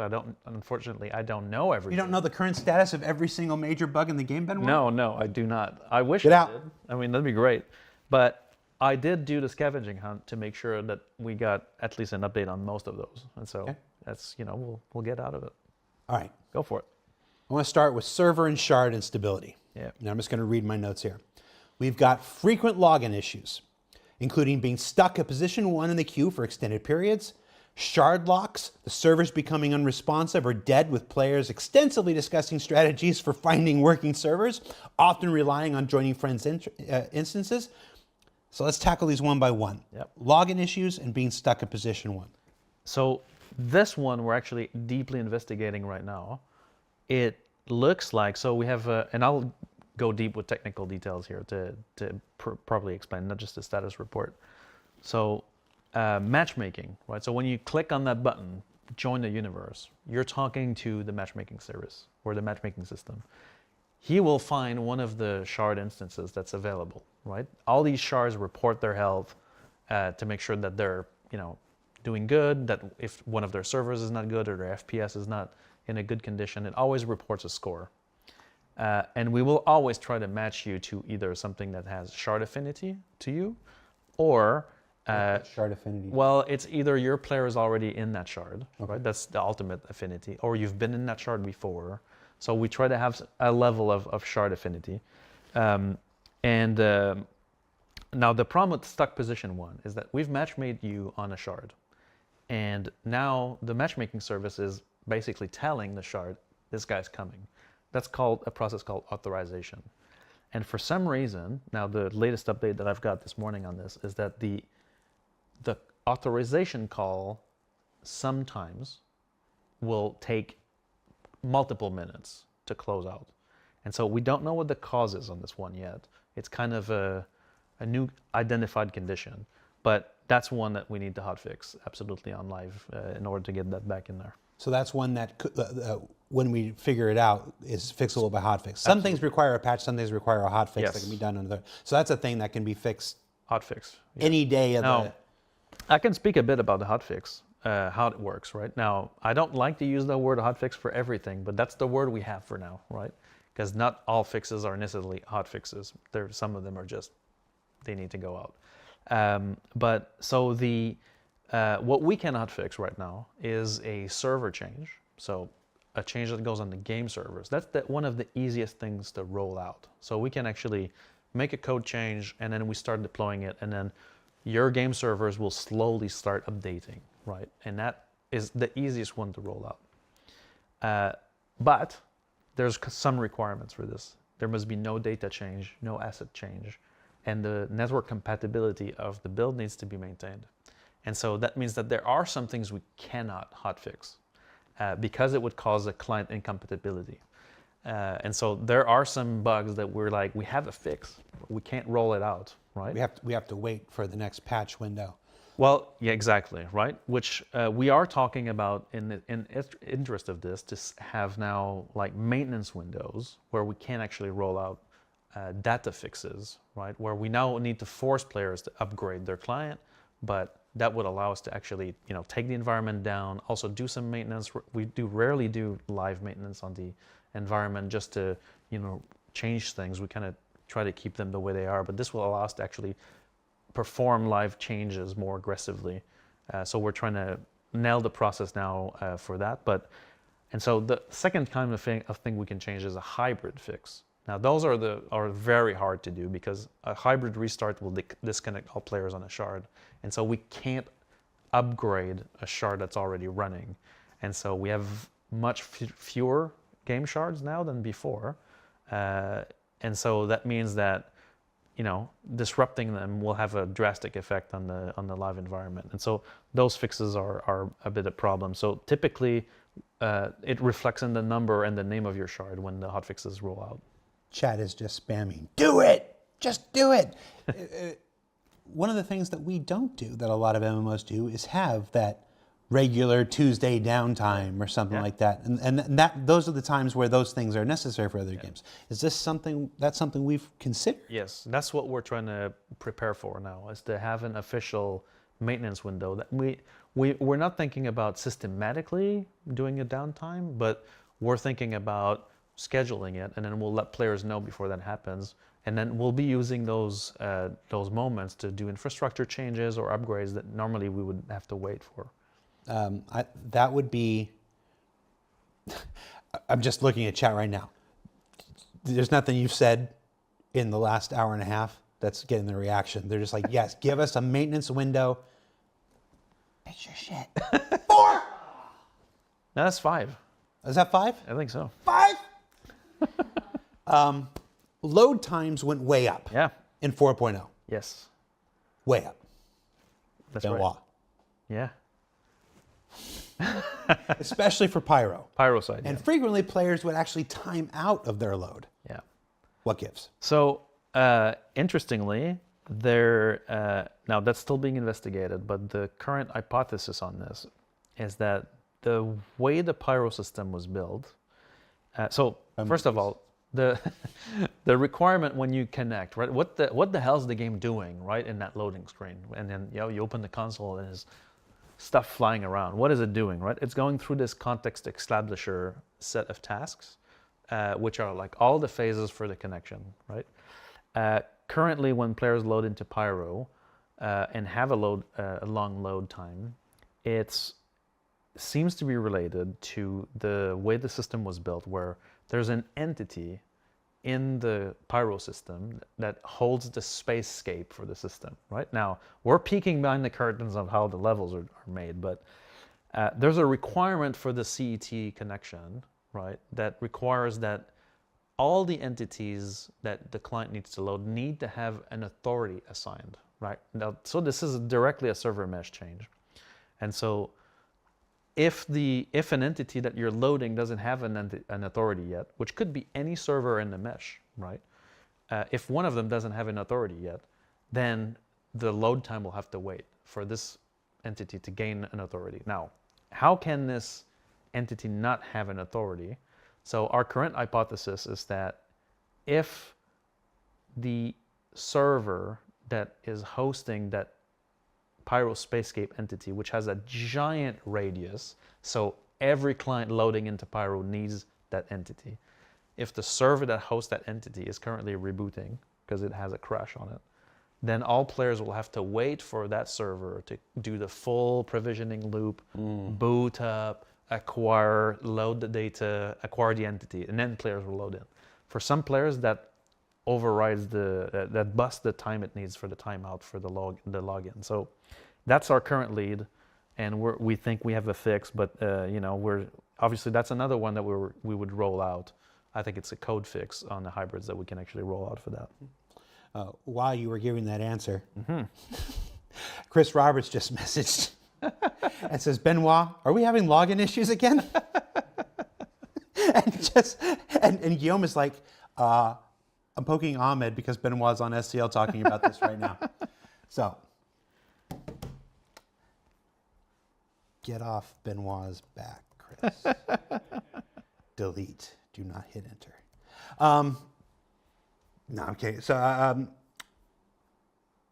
I know I see people who are stuck in this thing who are waiting. Like, they shut their client down and they log back in. They shut their client down. Like, is that helping their case or is that hurting their case in this situation? So I have a lot to say about that. Okay. So I'm gonna head out. So on everybody kind of has a recipe for fixing login issues, right? A lot of them involve disconnection, shard hopping, loading into AC, rebooting twice, printing a document, I don't know, right? That is actually one of the things that we've identified as missing in our testing process. So we do some load testing before we launch a patch. And so we test with clients logging in and logging out, and everything's great. What we're not testing is launch client, persistent universe, Alt F4.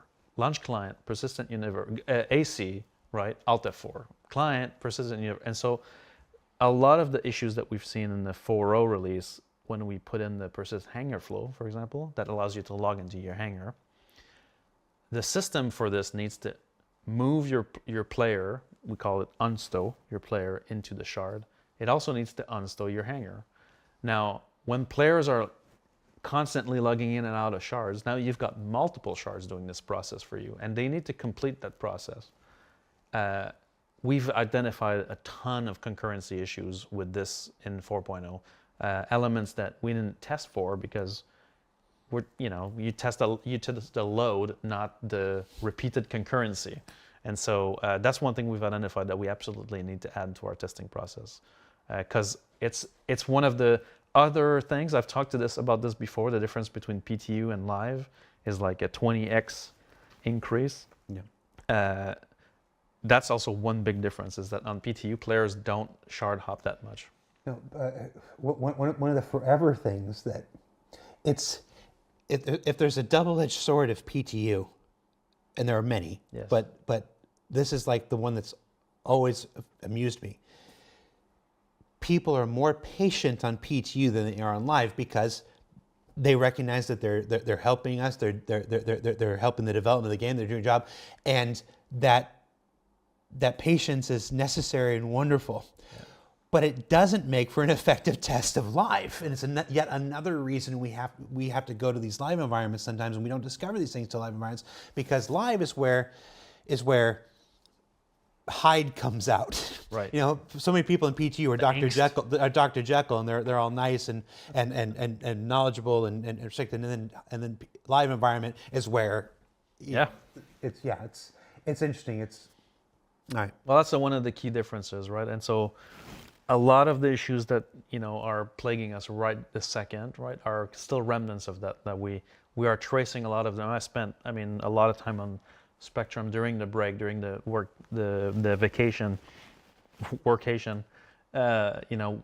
actually digging into a lot of those to be able to make sure that when the team would come back, that we'd have some traction on some of those.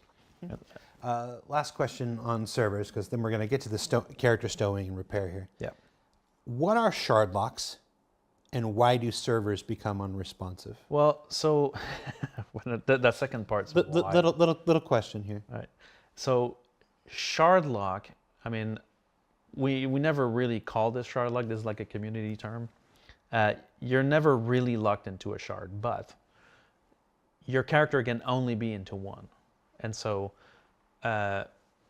if you get match made into one of, let's say, US E1B 010, everybody's favorite shard, which it is true, that shard is cursed. I mean, it's tell you right now, it's always 010. I don't know why, but that one is always the one.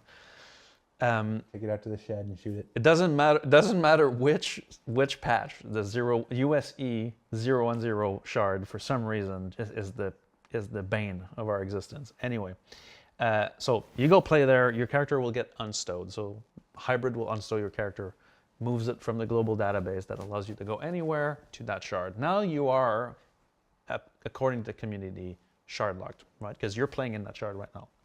What's supposed to happen is that if you quit the client or you get disconnected or the client crashes, when you come back, you're going to get match made on this shard again, right?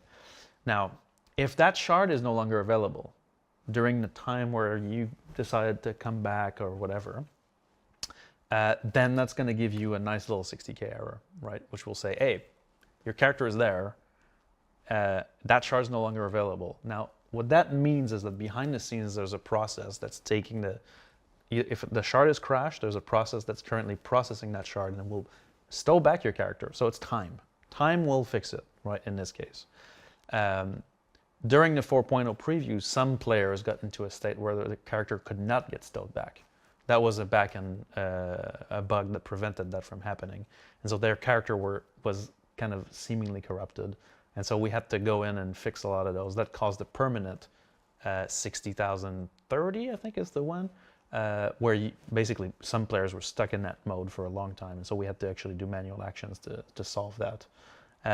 But otherwise, in most of the time will make your character go back to the stow position, and then once you're stowed back, you're able to go back in there. So that's what we call, or I think that's what the community calls shard locking.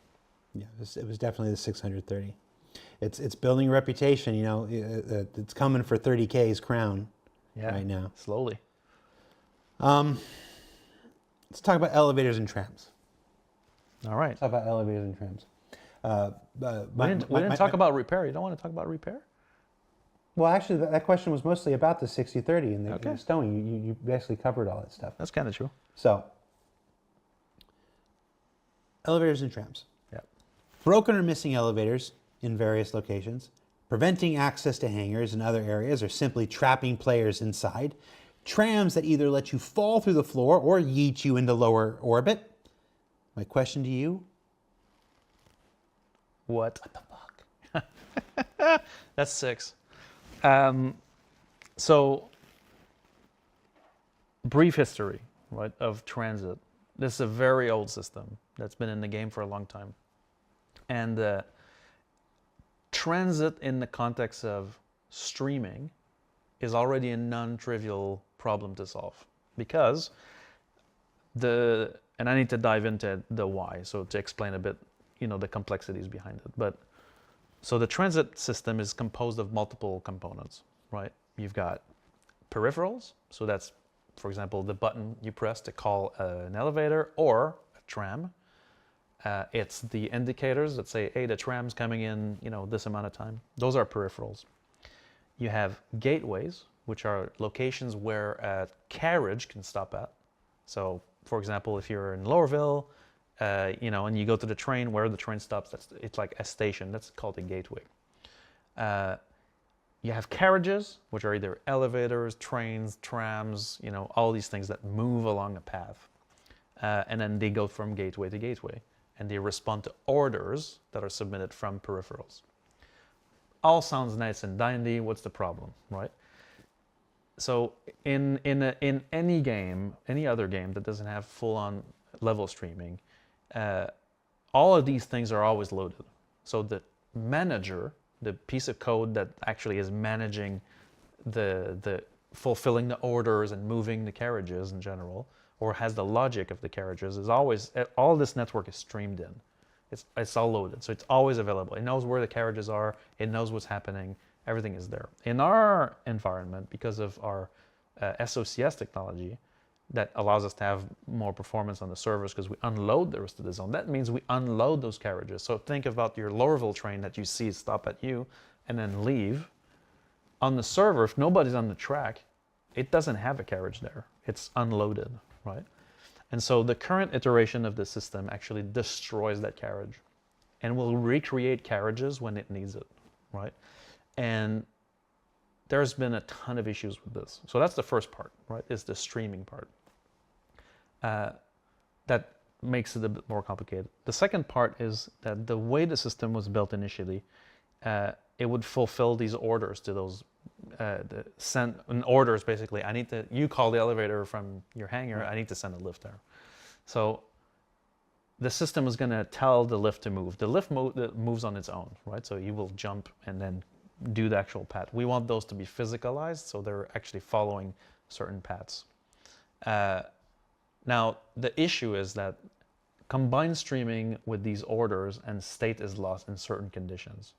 And so the system just needs a whole lot of changes on its communication layer to be reliable, and it needs a fundamental change in how it fulfills these orders.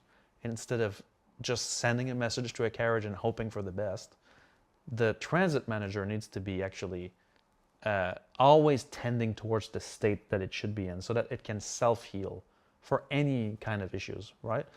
Whether creating the carriage failed or streaming out and losing a piece of it, the system needs to change to be able to properly do that. So that's what the new system that we're writing is going to do. Is going to solve these communication issues with streaming, and it will make the system self-heal. But we also need to do fixes to the current system immediately, right, to get that working. So now we do have a crack team on this right now, where we've significantly increased the size of the group that is looking at the current elevators issues, which we have absolutely regressed on.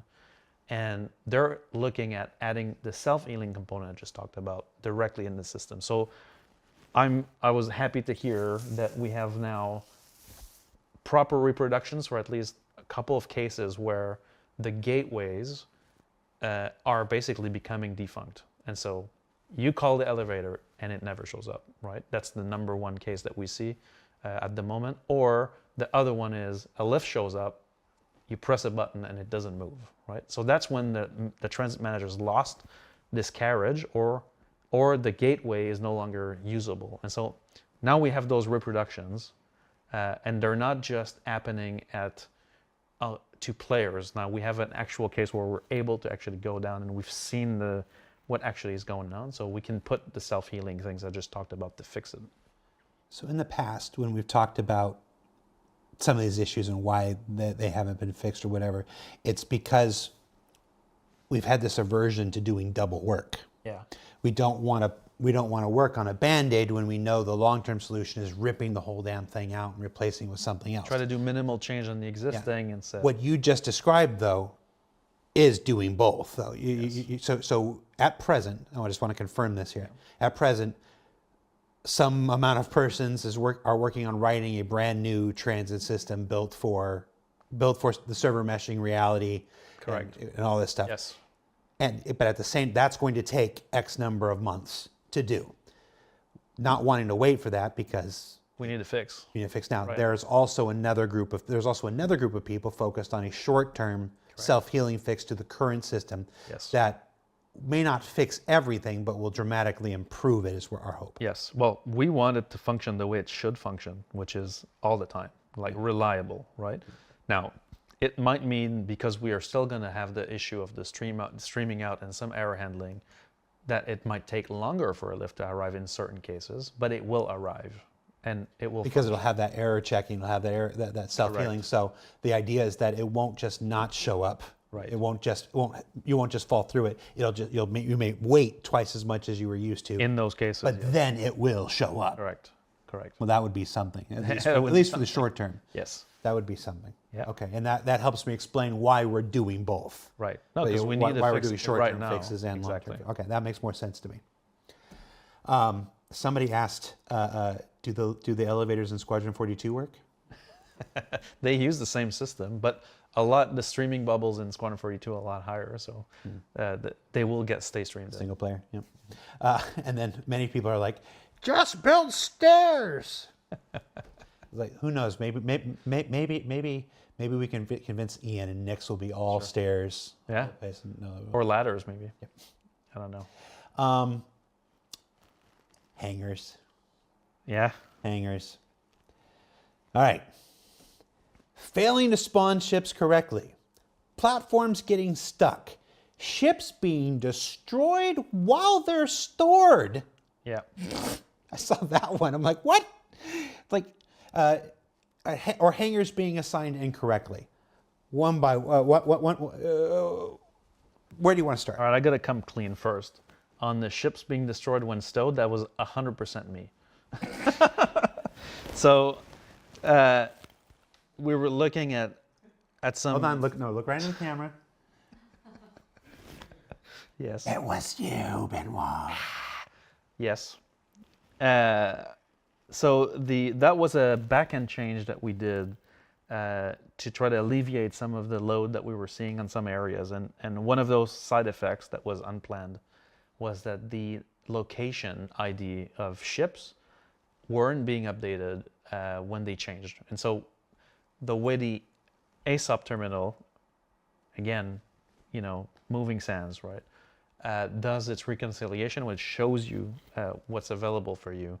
It actually uses the location as the key element to know if a ship is actually, available. Not only is it stowed, but it needs to be in the right location.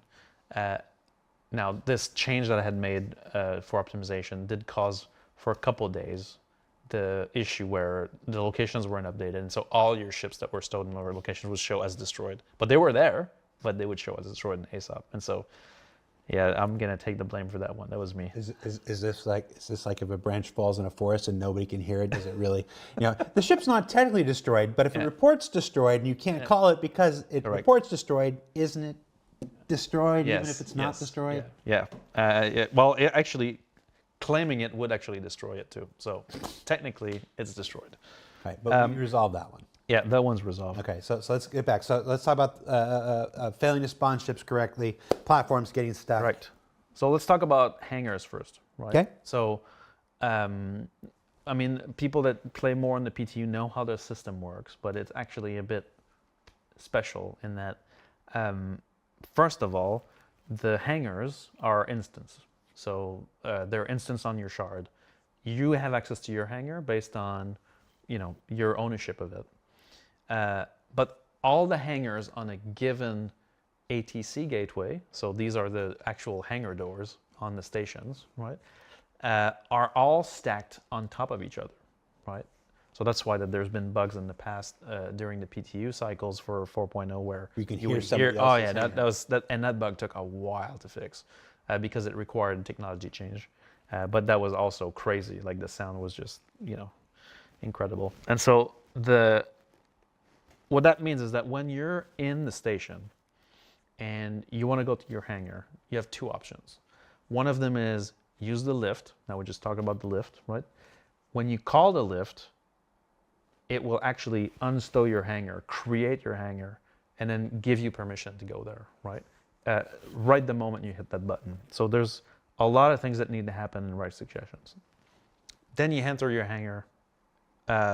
There's render culling that comes into play that will make sure that you only see your hangar, even though everybody's on top of each other, that physics only affect you, right? So they're all stacked. Now, one of the big problems that we're dealing with right now, and we've been diving into it for a while, is that the ship elevator, has a couple of issues, right? I've seen, an Avenger rising from the grave through it. I've seen, ships spawning on top of each other, and so there's two problems behind it. The first one is that the platform itself is it's moved, right? It's not a physical movement. So it's not physics driving the movement. The ship is physics enabled. That is a recipe for disaster. Correct. When you see flapping like that, it's like the combination of things, right? And so, we're currently like discussing a solution because there are limitations that the way it's made is the way that they were limited to make it, but we need to fix it. So it's either both elements are statically moved or they're both physically driven. You can't have this combination. That's what causes all these things. So that's why sometimes server FPS is good, performance is good, all your ships are going to go up that platform, everything's great. And some other times, half the ships is in the platform, and that's an issue. So currently we're rechanging the layout and the setup of the hangars to set this up properly so that it never happens again. The unstow issue is actually, we think at the moment, a bug where in the timing of how when you leave your hangar, we need to stow back this hangar, right? Because if you go to another shard, we want you to have access to your hangar. The timing of this, if there's a ship on the pad when you leave, there's a possibility in the timing where the ship will be stowed with the hangar instead of being stowed on its own, and then the hangar is clean. And that condition is not properly detected when you unstow the hangar again. And so in the cases where, for you as a player, you're not going to see a difference in that you leave with the hangar on the ship on the pad, you leave your hangar, you come back on another shard, and you just go to your hangar, your ship's going to be on it. But if you call a ship from the station and the ship was carried with your hangar up and down, then the ATC is not going to know that there's a ship on the pad, and he will attempt to spawn it there, and that's where crazy happens. And so currently we're looking at that complete cycle to make sure that the timing is correct. And there's also a couple of other issues related to this. Some corruption of data can happen in that case. And so we have an entire team dedicated to the hangars right now, just making sure these issues get solved because they're affecting everybody. I'm happy to report, though, that one other issue that we had with the hangars got solved related to how you exit the hangar. So, usually in a ball of flaming wreckage. well, or after 25 minutes of queuing where the system tells you, hey, in 100 seconds you'll be able to leave. Right? And so, so we did hotfix a change to the way what I call the hangar queues are managed, right? So again, the ATC manages the queues. It's managing how you exit your hangar, which doors open, stuff like that. And at concurrency, so when a lot of players are in the same location, leaving and entering, this queue and those timers would get completely out of whack. And so it would either grant too much time to someone to leave or enter. We're talking 10x the time, or give you literally 3 seconds to leave. And then players would get stuck in the doors, where the doors would go, and then would try to squeeze in it. The doors would squeeze them out. And then, the rest is a little bit of a party. So we hopefully have something on live already alleviating this, but we're still tracking to confirm it completely that it doesn't happen again. For the folks that are still in the chat saying, please just give us staircases, the hangars are instanced. The stairs would just still go to, the elevator is a portal between the real world and your instance world. Even if you spent 5 minutes going up and down stairs, you would still have to hit a portal where you have to queue and push a button and it makes a portal for your thing. It's the same thing. An elevator is just the mechanism. Stairs don't solve it, unfortunately. Hard work of developers and engineers solve it. What's the obstruction tuning and stuff? I saw.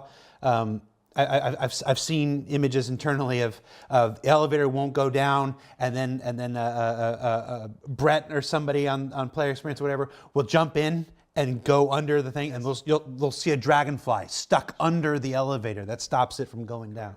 And so the problem we talked about physicalization of the platform is definitely related, because then the obstruction code that will, you can't bring down the ship elevator because there's obstruction, initially was like, if there's like a speckle of dust under that platform, it's not going to move, right?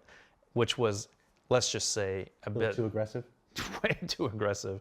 And so I think at this point we're doing cleanup to just try to stow back. If one of your ship goes under the platform, we'll deal with it and stow it back. But it still needs work to make sure that, even if, I remember one of the early 4.0 preview bugs was like a water bottle would clip through the platform and then would prevent the hangar from functioning completely. And so now we're trying to, again, in the interest of self-healing for these systems, right? It's about, let's not just work at preventing the condition, let's also work at what if it happens anyway, right? We need to do aggressive cleanup to keep the system working. Like the hangars, the elevators, the hangar doors, the ATC systems are all part, in my mind, of what I call the traversal of the game, right? And bugs that affect the traversal of the game, that prevent you from going to your ship and leaving, or entering and refueling, they are of the utmost priority, right? They have to be solved, because if that doesn't work, then the game doesn't work. They're critical. And lastly, I'm looking at this JIRA for the hangars being assigned incorrectly. Location ID, it's got your name on it. Well, I've been investigating that one. Oh, okay. Yeah. You're not responsible. I'm not responsible for it yet, until proven otherwise. But in this case, it seems that there's a condition where you can have more than one hangar in a location of the same size, which should not happen. And when the system gets in this state, it might pick one or the other, which can lead to you not having a hangar at all. So that's the thing that we're trying to find out, how it actually happens. Okay. Second batch of hangar issues. Sure. There's a lot. Yeah. Hangar lifts that clip players' ships and destroy them. Doors not opening and closing correctly. Losing your personal hangar completely. And I have the overlapping with the physical audio. We've covered that one. Yep. So hangar lifts that just clip the little tiny corner of my spaceship and make it go explode. Sure. What's physicalized there, Benoit? Well, so I was going to touch a bit on ship cleanup, and not necessarily ship cleanup, but density cleanup in general.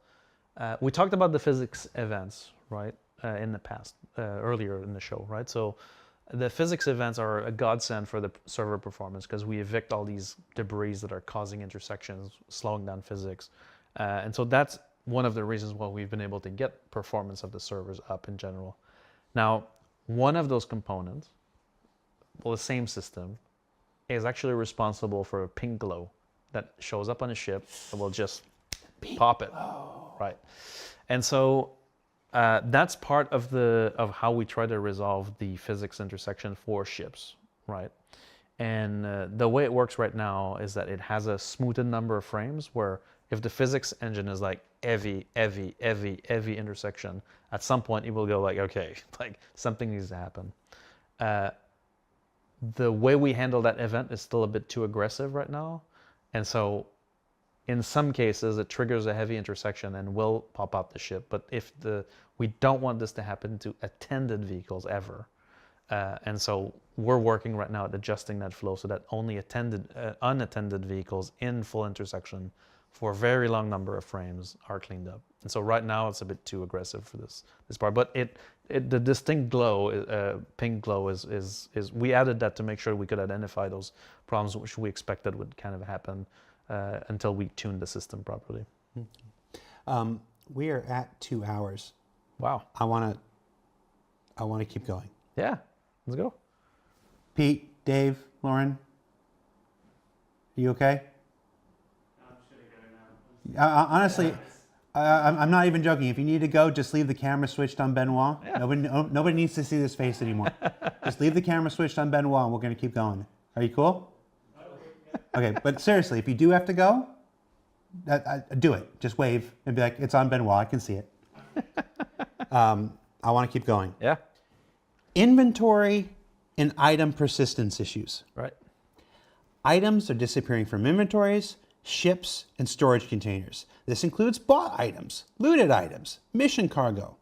What's causing this? What are we doing to resolve it? Well, so on the inventory system, right, there's, or I should say on the item system. So the way the entities are tracked, entities have entity classes that define what they are, right? And there are I want to say tags or configurations we can attach to entities for things that we want to automatically clean up, right? Again, we're back on cleanup, right? Because it's important. So, for example, AI, characters will have what we call an auto stow or auto bury policy. Auto stow will bring something back to an inventory after certain conditions are met.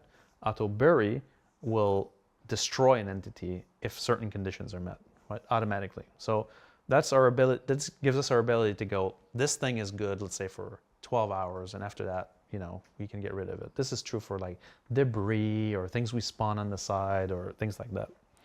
And so a lot of people have reported losing items, for example, from CZs that were acquired in CZs. That's, at that point, it wasn't even a system issue. It was really, those items were flagged to auto-destroy, basically. And so some players looted armor and were like, started using those armors, and then when the conditions met for the auto-bury, those items disappeared, right? I almost lost this one. And so that was a bad setup, right? And so now I know that a lot of those items have been retagged, right? And so the auto policy will not apply to them, or not if they're attended. Again, it's all about, making sure that the right tags are on them. So that explains some of the inventory things. There was one I was looking into with a player actually recently where when you read your inventory, there's caching going on, right? And when your inventory changes, that cache is supposed to be expired. In certain locations, for some reason, that cache, like especially in CZs, was causing some problems. So opening your inventory in the CZs would be empty, and then you open it again, and then you store something in it, and now other items show up. That's a telltale issue of the cache. So we're actually revamping the query cache right now for these elements to make sure it's always consistently updated. Your stuff is there. It's just can't show. It's cached as nothing. Yeah, exactly. With long-term persistence, it seems like there's it seems like there's always some level of something disappearing. Yeah. Every patch. Yeah. What's going on here? So LTP is a fairly complicated system, right? But if I can simplify it as much as I can, when you stow something in an inventory, and we take that item and we process it. Now let's take a easy example. Let's say a single gun, a P4. You have a P4. You put it in an inventory that you own. A record is created for it's an ownership record that says this player owns a P4, right? Now these records we write to all the time. If you unstow that gun, meaning you put it in your hands, right? We destroy that record because now it's in play. So you play with the gun and then you stow it back. That recreates the record. So these records should always represent what you've got in your inventory that you own. Now, where it gets complicated is that these things can be hierarchies that contain items that then need to be processed. And so we don't persist everything to LTP. Only a select set of entity classes that designers control will go into LTP. For example, ships is a good example, things like that. Now, when we stow a ship, we look at its entire hierarchy, and there might be things attached or loosely left in the ship that are Not LTP. on the list. Correct, and now they have to be added in. So also with LTP, there's also sometimes perception issues that things should persist, right? Like for example, a classic case is a ship left in the shard between patches, right? You're flying your ship in 324 and we release 4.0. If you leave the ship there in the shard, right, you don't have an ownership record for it, right? The ship needs to be stowed. Gotcha. In order to be there when we recover it. But we do think that there are still issues with some of the recording events in cases where ships are claimed, because at that point, when you join into the next patch, let's say you have a ship you bought with UEC and you store it at a location. That ship actually, its recorded ID comes from your long-term persistent record of that ship. And in the case where you claim that ship again, we think that there might be some cases where the inventory, the record data doesn't follow, and so the LTP record is not recreated. and that could be a source of some of the lost ships in the LTP data. But overall, we're not happy at all with that solution in general. And a bit like you were talking about transit, we want to do a two-pronged approach on this. One of them is we want to find the cases that are left in the current system that don't behave the way we want them, but we're also putting significant effort at a different system for this, which is that we don't want to have to wipe the database at all. So we want to be able to keep your inventories intact between patches and have a forward compatible model where we can actually keep all this data there the way it is, and then like checking out a file from Perforce. So you're not destroying it. You're correct. Copying it out. Nobody else can write to it. Nobody else can mess with it. That's right. It's yours. Yeah. And then when you stop it, it goes back. It goes back in. So it's not a non-destructive. Yeah. And like so checkout system. And so our goal with this is that's a fairly large endeavor. I mean, like, we're not going to fix it in a second, right? We're going to still hot patch the current system to make sure that the cases that we've seen are fixed. But the longer term fix is to make sure we only persist the data that's going to be compatible. So differentiate between the serialized variables on entities that are important to a ship from those that are runtime only. That's a big difference. So those will be stored in the global database, and between patches, our goal is to just keep that database like this. So there's no, we're getting records back from a thing that was been recording for 3 months. It's like, no, it's the exact same inventory that you have on the live patch and the new patch. So there's no loss at all, right? So that's our target for this new LTP solution. And those are obvious. Those are bugs and inefficiencies and stuff. There has still always been this. There's been this existing problem. I think it's been here since I've been here, but I think it's really started to really gain steam in like 2017, 2018, and it's been forever. It's this unique item recovery. Sure. I'm pretty sure there was even a thread today that reached the top of one of those channels where it's just like, we get all these cool things. You get cool things packaged in with your pledge purchases or whatnot, and then you're too afraid to wear them. You're too afraid to use them because you fall through one planet. You fall through one lousy planet, sure, and you lose it forever. We're not going to go into it here because there's another show dedicated to it, but that is absolutely prioritized this year. It's prioritized in a way that I've never seen it prioritized. The talk is stopped and the work is starting. So we've got a signed off design, and people are on it right now. And I mean, the thing that speaks a little bit to also the change in mentality that we're trying to affect, which is tackling things like this, right? Are not just bugs and quality issues, but also playability issues, right? That need to be addressed as well. It's going to be a 3-tiered solution.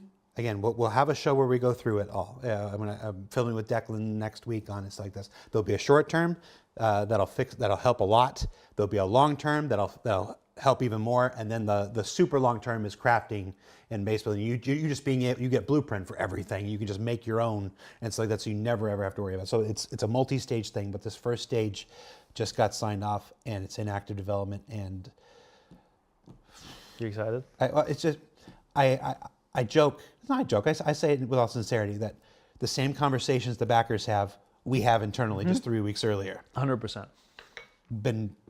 I mean, sometimes grinding our gears. Sometimes it's scary. For everything. Sometimes it's scary. So that to see actual movement on this right now is exciting. Yep. One last hanger call out before we go.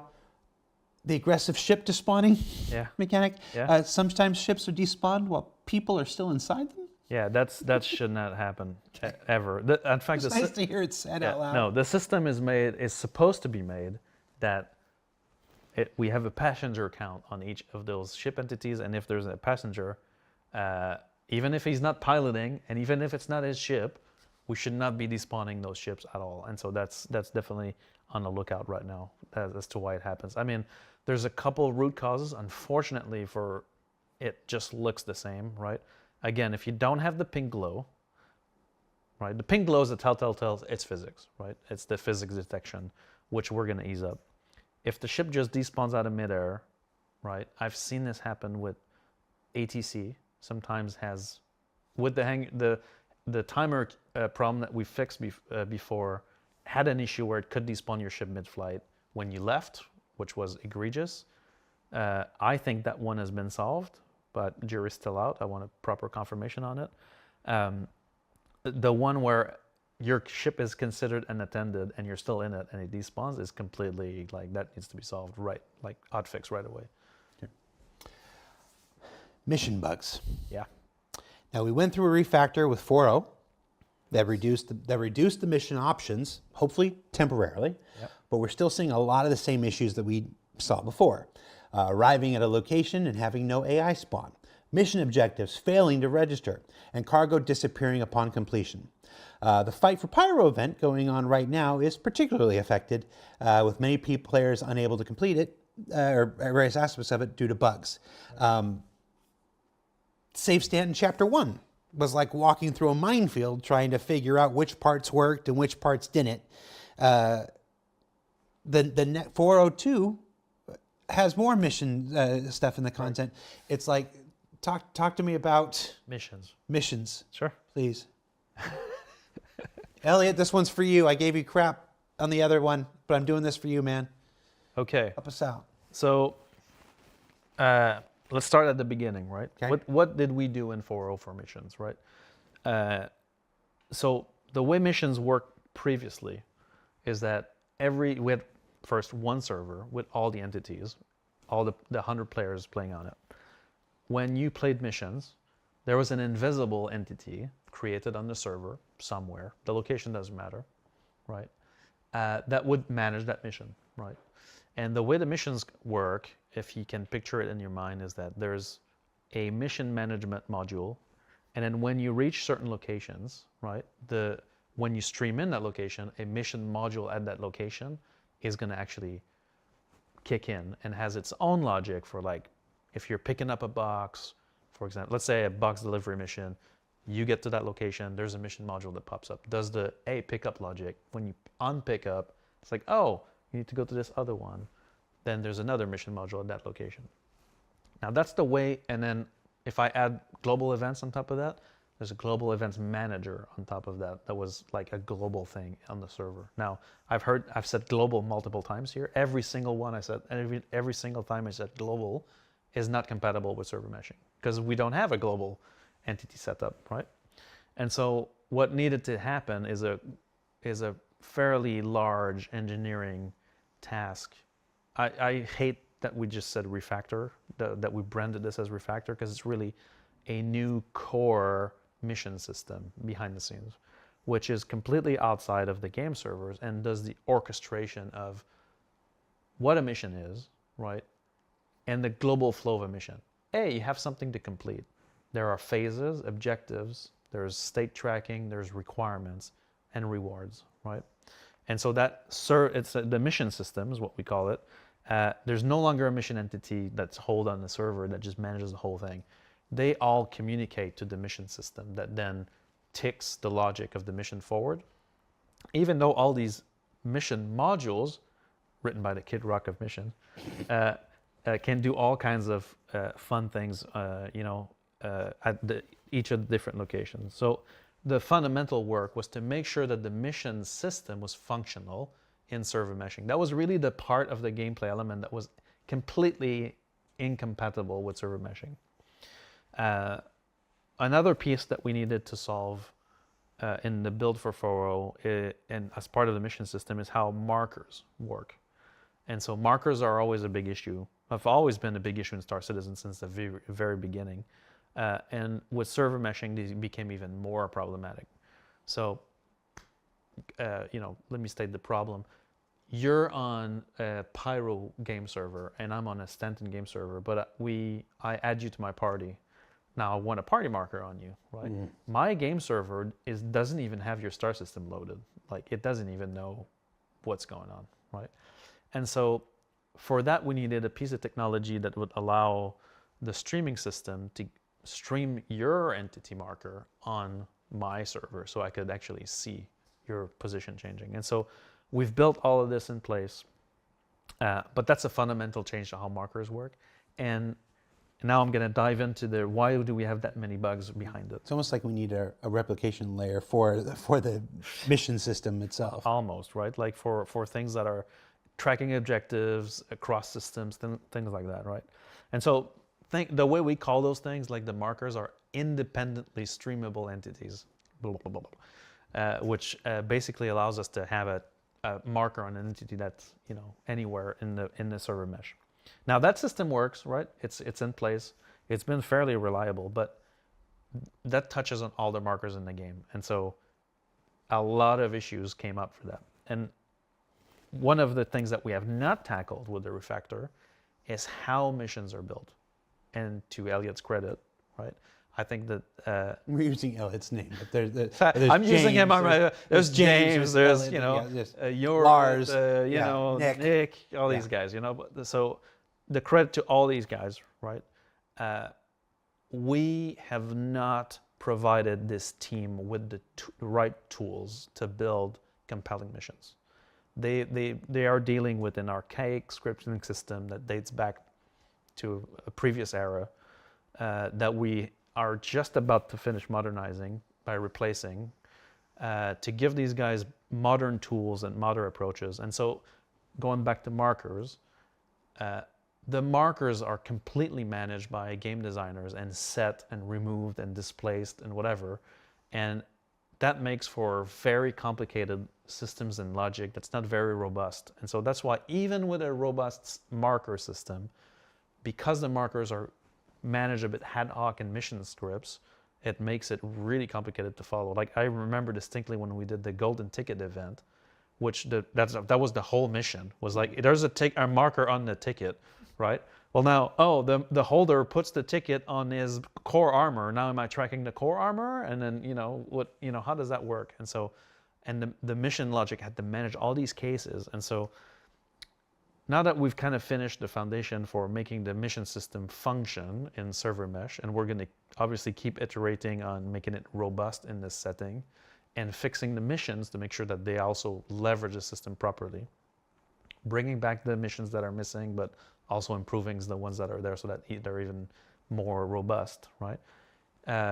We have started the engineering work with the new StarScript Foundation to rethink how missions are made from the get-go, to give Elliot, Nick, James, and all these mission designers the right tools so that they're not bogged down with details. If you saw the way they make missions now, it's like involved, right? And we want to make sure that these guys focus on the flow and not on the functionality they have to build, so that programmers can support that content. So when we're talking about this change of focus, we're saying, we're going to deprioritize features. We're also going to prioritize features for content as well, right? So that they can make content that's fun and reliable, so that missions that have been notoriously problematic, or events that have been notoriously problematic, become fun and reliable, right? And that's what we really want to do for the mission part. All right. That's going to be incredibly important. Yes. The mission stuff, especially for this year, this idea that of a narratively driven, content driven year, if we're not providing, 8 to 10 sexy new features every single patch, we're now providing, places to go and things to do instead, connected to this narrative. Again, we'll talk more about the narrative on next week's ISC. Having that mission system seems like one of the larger, if I were in charge of the priorities, it seems like one of the larger ones. But we actually have some conversation about how you can affect that priority thing at the end of the show. Don't let me forget. Quantum drive. Yeah. Quantum travel. The bug that keeps on giving. There's a lot of starting and stopping with quantum travel. A lot of repeating the same actions over and over to get something to work. And a lingering issue of fuel states not syncing between meshes or simply vanishing altogether. Where's my quantum fuel, Benoit? And of course, some ships themselves disappear during quantum travel. Right. A rarer case, but possible. Do we have our own Bermuda Triangle? What's going on?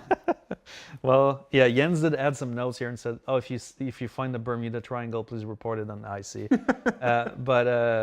So quantum has been, since the very beginning, we put the first meshing test in place. That was the first thing, right? It's like, quantum stops when I cross a server boundary. That's what happens, right? Still.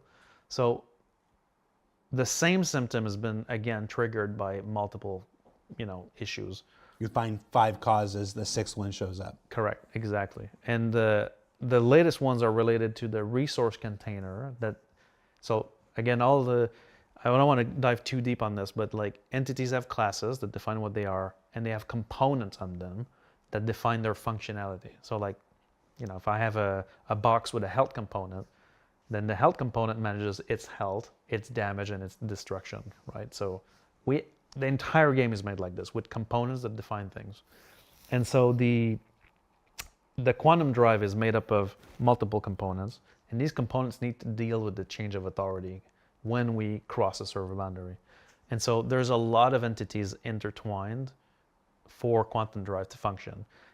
Fuel, resource container, and quantum drive. And we've been fixing issues with this transition on these entities nonstop since the beginning, because there would be a fix, then it would work for 2 patches, then a change to how we deal with chum points would come in, and then re-break it, right? And so we are in deep regression on a lot of things, right? And so to solve that, we need a lot more focus on validating the issues. It's like, yeah, we fixed this. Okay, let me try transition 1, 2, 3, 4.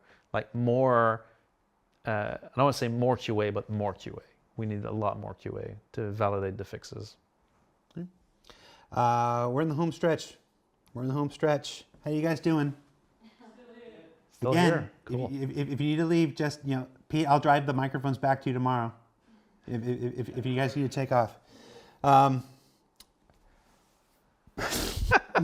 So a little behind the scenes here. I write a doc, and all the things I want to hit and stuff like this, and I make myself little notes about things I want to remember that I hit. Put some red This stuff. one just says prisons.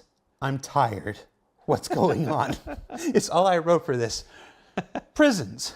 I'm tired. What's going on? So prisons is, and I've learned about this in inquiring a bit about the mission, the prison bug, right? Is actually a mission, and it's a very old mission. Yeah. Right. So it's a mission module that runs the prison logic. And so for those, I'm sure everybody's familiar, but for those who are not, for some reason, there's a bug that lasted through preview and at the beginning of 4.0, I think, or it was fixed just before that, where if you were a criminal and you got caught and you ended up in Clutcher, You got what you deserved. well, I don't know, but you could try the prison escape, which didn't work because the mission logic that drives the prison escape is tied to this. And so the codes weren't outputting correctly. The logic was basically made for the old mission system. It was not ported. That's part of the refactor.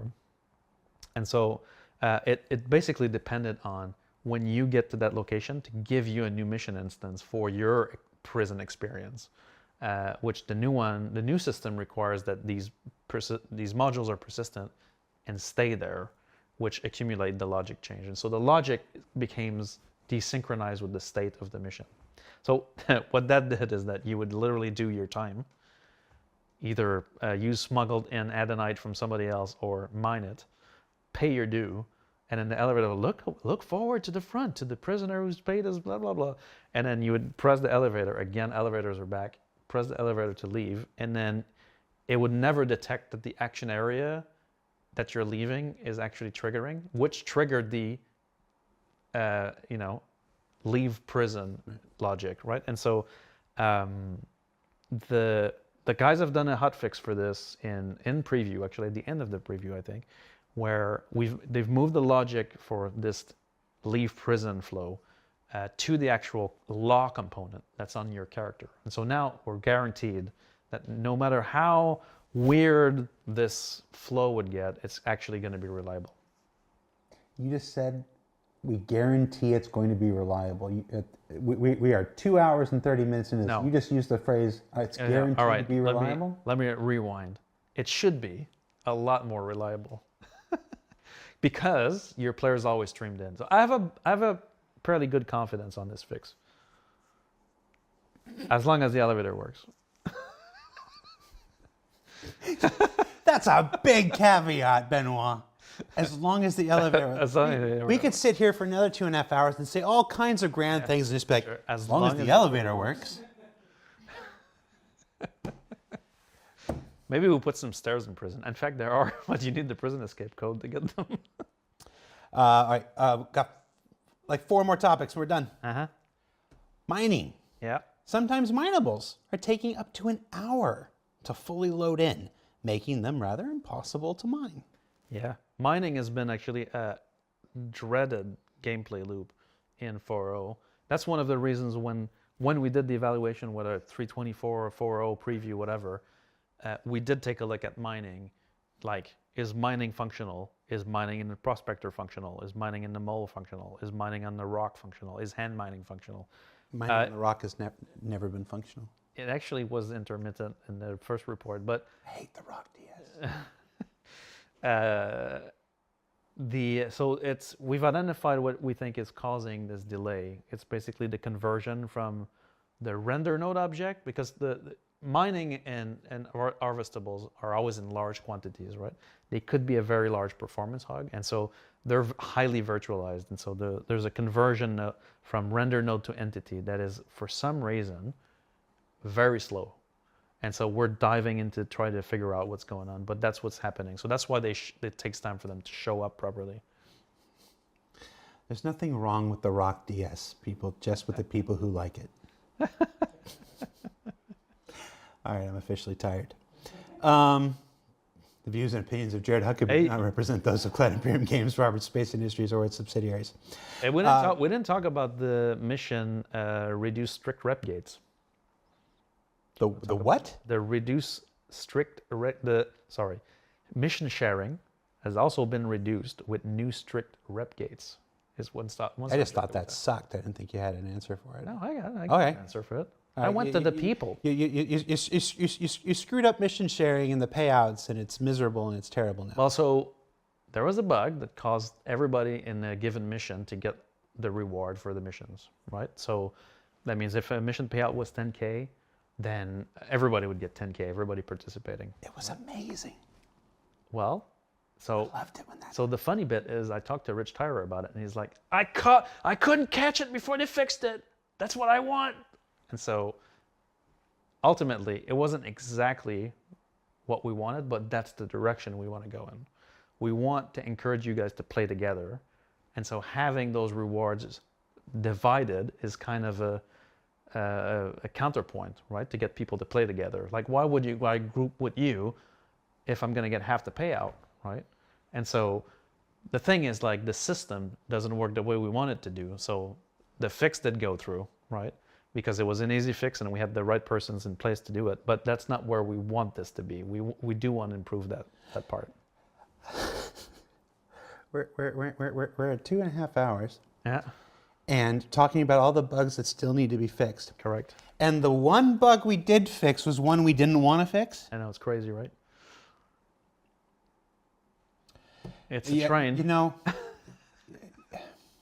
I challenge you, whatever you think about the project or me or Benoit, the show, you've never seen an episode of any kind of dev communication like this from any other game developer. Nobody's ever been willing to sit in a chair for 2.5 hours plus and be grilled about all this. So, all right. Just 2 more or 3 more. Three more subjects. We got mining done. 3 more subjects. Yeah. What's the next one? Vulkan. Yeah. And NVIDIA driver issues. Yeah. So players who are using Vulkan with the latest NVIDIA drivers are reporting graphical artifacts and crashes. I know some of these crashes were seen from third-party softwares. What was that one that we found? One guy who had like 40 instances of the same crash, and it was all linked to this third-party thing he was using. Oh, was that Reshade on this? Was it Reshade? It was called something else. I can't remember.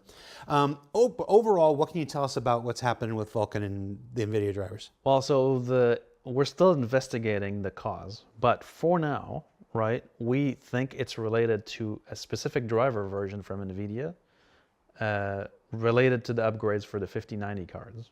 So we're not quite sure exactly, but it is definitely, when you update your NVIDIA drivers, there are 2 drivers, one for Direct3D and one for Vulkan. It doesn't look like it, but there are 2. And so we think that there's an issue related to the latest version of the driver for Vulkan specifically. And so you could downgrade your drivers and it probably solve the issue in the meantime, but we're still investigating to make sure it's completely not, related to this. But we've been investigating other games are also having the same issue. And so we're, troubleshooting there was one or two drivers ago where I saw somebody, they had glowing heads. All the character heads were glowing and stuff, and they were on Vulkan. We don't think it's a third-party app in this case, though. Yeah, no, that was just one instance we were chasing down. I was watching. You do need to be careful with third-party apps that inject into the 3D pipeline for multiple reasons. One of them being that the ESC sandbox can catch it, but also because they can cause GPU crashes. So, all right. The last two are about how we make these things better. Issue Council. So, Issue Council has bugs. Issue Council has some issues with it. Players are talking about the effectiveness and usability of the Issue Council. I've seen them expressing frustration with the dupe system and suggesting improvements to the reporting process. There is significant discussion about the difficulty of reporting recurring bugs that have previously been marked as fixed. Why is this happening, and how do we address this going forward? Well, these are the folks who are trying to help us. The first thing I would say is that the Issue Council at CIG is of extreme importance, right? Even though for players, if you don't feel like your issue is being actioned or that there's retroaction from the team, you can be certain that we have, especially Bayer's group is at the forefront of this, but Issue Council reports are significantly of high quality in general when they do pass the filters, of course, right? And so we use that data every day, right, to confirm issues. A lot of the issues we have on our famous directors list that I just talked about are not internal JIRAs. They're IC reports, right? And so that process is super key for us. It's a very difficult signal to noise ratio process, though, because the level of effort put into reporting is not necessarily of smooth like the quality range is large, is what I'm trying to say. Some reports are like game no work, others are like extremely filled with evidence and those are the ones we want, obviously.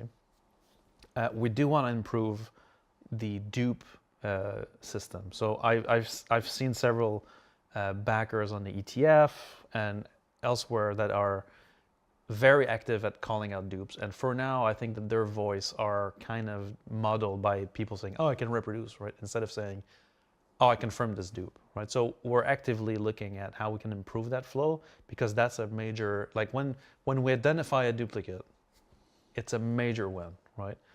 So when you contribute to the Issue Council, a new report is, depending on the issue, right, takes a lot of effort for it to reach us because you need to get reproductions on it.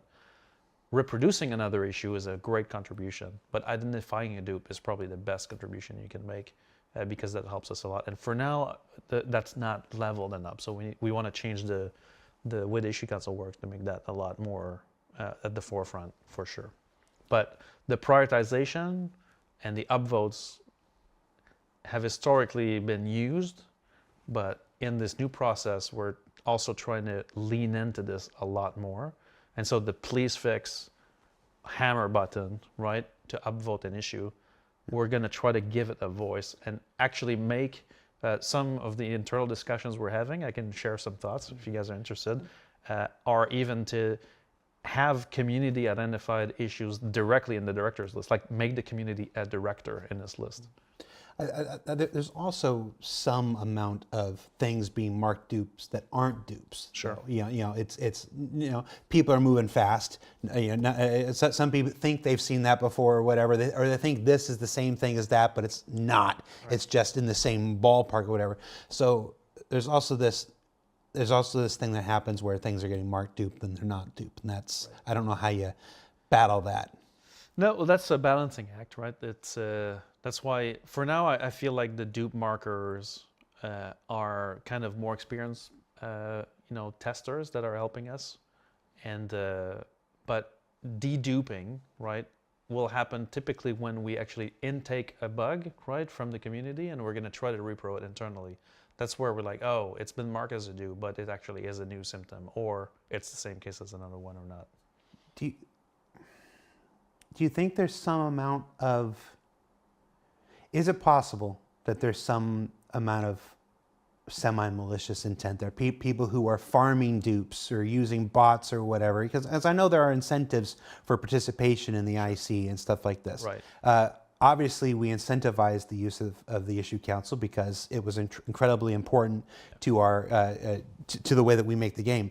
But any incentive Sure. tends to be weaponized in some way, shape, or form. Right. So have you seen evidence of this? Is this? No, not so far, right? Not so far as to say like, oh yeah, there's this going on, right?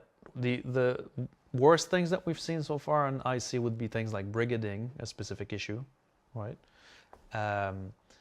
And that's why also we've been kind of careful with rewards to the issue council. It's not because we don't want to reward players that are doing stuff there. Like we are doing some of them, but we're always trying to stay asynchronous so that you can't go, oh, they're going to reward for this, so I'm going to go and create reports, or I'm going to create dupes, or I'm going to create whatever.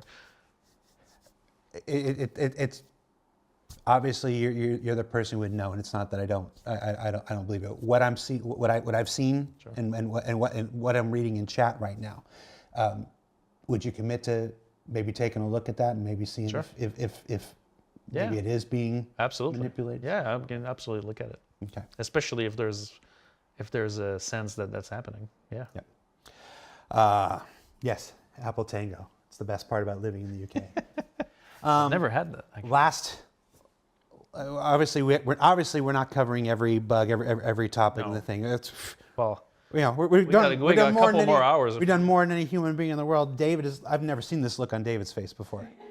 Like David was a kind and jovial spirit, and now he's like down. And now he's like, like I'm gonna pay for this. Yeah. The error codes themselves, famously, 30K could mean 40 different things, 50 different things, 60 things. We have made progress. We've absolutely made progress. But even that 630 is that's not just one thing. There's multiple causes for even the 630 and stuff like this. Of course. Are there any initiatives in place to help this drive down? Anybody who's worked in IT, I worked in IT for 20 years before I came here. Everybody knows that the worst errors are the ones where you can't rely on the error code. And you're never going to get 100%. You're never going to get to a point where every single error code is just going to spell out to you everything that's exactly wrong with the thing. But I feel like there's still improvements we can make. Absolutely. We're not at that point where there's nothing more we can do. No. So what are we doing about it? Well, so on error codes, the error codes, I'm going to go and merge pop-ups into that, right? Because, I mean, the error pop-ups date back to the very original start of the project. Like nobody's touched these things in forever, right? So the nicely misaligned cancel button is my favorite pet peeve, right? Why haven't we fixed that button? Well, we're fixing it. So we actually have a CL right now to change all these pop-ups to make them at least readable, and aligned, right? So we start with that, but no, you start with the elevators, then you fix the button. So the error codes themselves, right? So there's already good categorization for issues.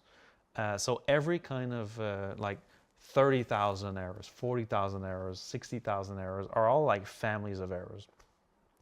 Unfortunately, over the years, we've added more systems, we've grown the infrastructure, and there's a lot more causes for exit or fatal errors than there are actual code assigned in those categories.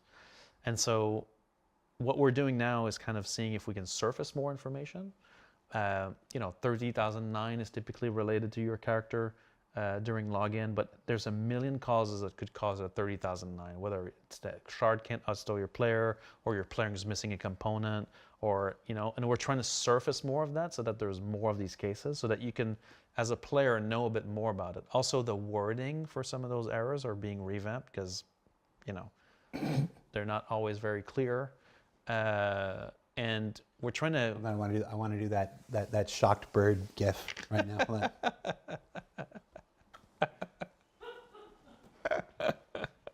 Continue. Correct. And so adding more details and more granularity to our error codes, changing the wording, making sure they're more effective at representing what they are, and eliminating a bunch of there's a couple cases where we fall to a default error code for kind of unknown conditions.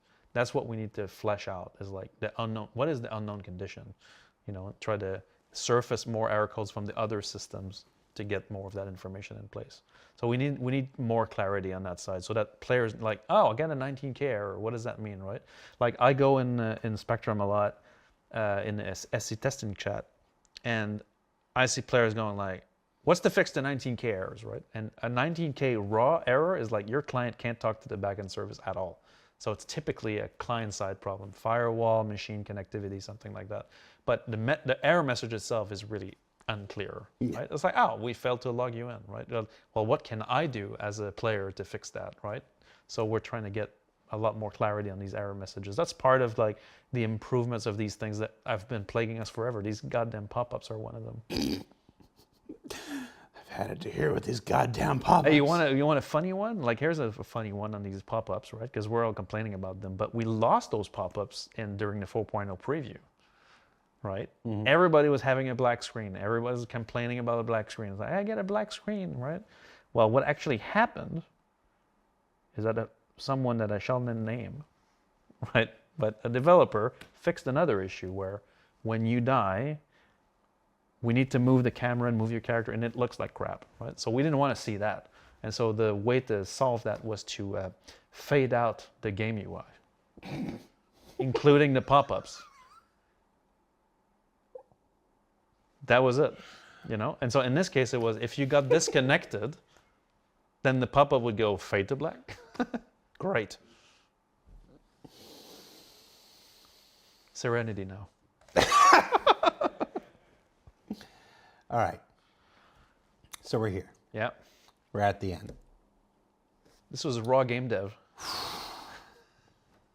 Going forward, I touched on this about halfway through, but going forward, with a focus on stability, performance, and content this year. This means less time available, fewer resources spent, and no patches dedicated specifically to new features.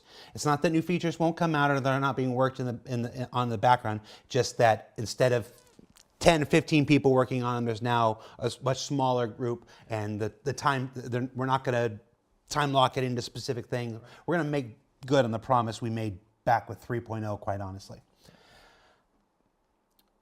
Star Citizen has been this heavily feature-driven project in the past. Every 3 months or so, a patch with a bunch of new features comes out that brings people back. They come in, they see the new features. It's this cycle that's existed for so many years, and we're stopping that now, and we're focusing on fixes and quality of life. And all no more. It's just from a marketing standpoint. These trailers where it's like this feature, this feature, this feature, this feature, this feature. Like those days are not here this year. That's not what this year is going to be about. So this thing I'm excited and I'm scared at the same moment. If I'm being completely honest, because we've never seen what a content-driven, stability-focused year of Star Citizen is like. It's going to be different. And like anything else with Star Citizen, it's going to change and evolve over the year, because somebody will have an idea in April and we'll tweak this, and somebody will have another idea in June and we'll tweak this. So all we know is that it's going to be different. It's going to be different, hopefully better, but it's not what we've done before. Do you think this is scary? And more importantly, why is now the time for the change? Well, I think first of all, it is very scary, right? Because it's a change of how we've been doing things forever, right? Which is like a focus on transformational change to the game, and constant evolution. Whereas now we're focusing on hardening and playability and looking at, what players are doing in the game and going like, everybody's hitting this problem, like, and then it's not just the voice on the side, is like, hey, we should fix this, right? It's like, no, we're fixing this. Like every director in the company is going to be on top duty for this, right? But what's scary is that how did Jens frame this for us? He said that stability and performance heightens hunger for new content and new features, right? And that's the part that's scary. That if we do achieve what we're set to achieve, we're going to need features as well, right? And when so we get to that point, then everybody's going to turn. It's like, there's nothing to do now. It's it's the sushi restaurant analogy, right? Yeah. But it just has to be done. And the reason why it's time to do this is because we all, like Chris said it in his letter, that's the part that resonated the most to me, is like, we all acknowledge that if the game that we have now functioned the way it's supposed to, it'd be a great game, right? And that's what we want. We want a great game, and we can build on, and pass a road to get us out of alpha, right? And that's why it's time now. That's why we're committing to this.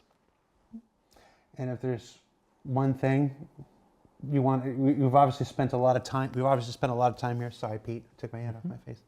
Audio guys, just like, stop talking into your hand. I'm tired. If there's one thing you want to make sure people take away from this today, the letter in December, all of the refocusing and restructuring that's going on now, and from this, admittedly, a lot of talk. The proof will be in the pudding over the next year. Yeah. What do you want people to take away from today? I mean, I think I want players to know that we know about the state of the game. We're not oblivious to it. We really care about making the work of our teams shine. And we're going to work our ass off to get this game stable and solid and to be the game that we want to be. I think it's about time we do that change. Well, Spirit Wolf 655 in chat says, pure BS. All right. Trying, guys. Benoit, thank you so much for taking your time to be here.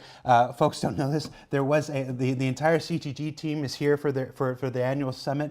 There was a big celebratory party for launching server meshing and finally getting out the door. It's happening right now. It started right as we went on the air, and Benoit, chose to be here to do this instead. He chose to be here for 3 hours and face the tough conversations. Yeah, we're just about 3 hours. Damn. Thank you so much. I got to thank David, Pete, and Lauren for sticking it out. This is not what I sold them when I said, come help me make the show. The community team and the player experience team are going to put up a thread on Spectrum where they discuss many of the pressing issues that we talked about today, and they're going to have you vote on which ones you think are most pressing. Obviously, we have our own internal prioritization. We talked about the director's list and stuff like this, but it was an initiative that was really important to the top leadership. We wanted to know what you guys are thinking and what you guys are doing. So look for that. I'm not sure when it's going to go live or in what subsection. Just check it out on Spectrum. It'll be up. Thank you again, and hopefully I don't get flamed by the game devs for my details. We'll see. Yeah, we'll see if I've still got a job back when I go to that thing. Let's see. I want to say one more thing before we go. This is give me a minute here.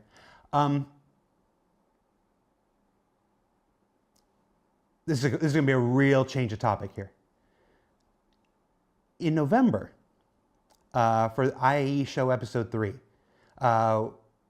we released this puppet song that John Crew and I did, that I wrote, and this thing that I've been dreaming about. Kat, our fantastic creative director for the project, made it all happen, and so like this. And it was one of the things I was most proud of. And about an hour after that episode went live, on November 28th, I called my dad. Those who have followed the project for a while know that my dad is a Star Citizen. Ever since that random day in 2017 when I got a text message, hey son, when is the Cutlass Red? Get this or whatever. I'm like, what the hell are you talking about? My family is not supposed to be involved in this thing. He's been a Star Citizen for a long time. I called him up because it was one of those things that I knew would make him proud and it would make him laugh. And it did.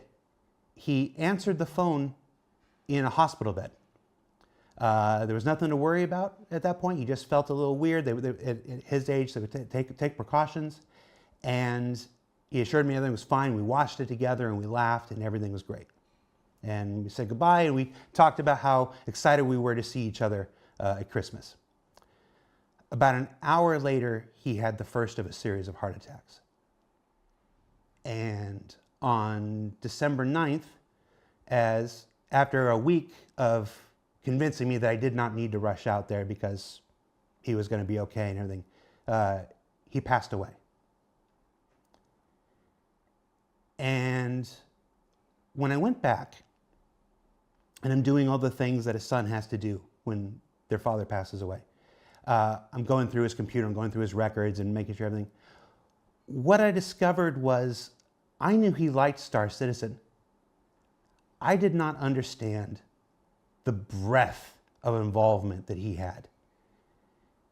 He retired. He retired from the Army and from the Corrections Service and from Homeland Security and all the things he did over his life, and he became a professional Star Citizen. His Discord was full of over 100 unread DMs, and as I went through them, they were all talking about Star Citizen. He was in at least 14 different Star Citizen Discords. He was in a number of organizations, and he was an officer in several. And he was able to do that because of you. I didn't talk about Star Citizen with him. We had a standing rule that when I came home for holidays and whatnot, he was not allowed to ask me a question about Star Citizen until after dinner was done and the plates were done. It was really important to me to have one aspect of my life that was not completely consumed with Star Citizen, and I made that my family. His engagement with this project was all because of you. There were Star Citizens at his funeral. There were Star Citizens at his wake. And not the worst Star Citizen I've ever been to. But what I came away with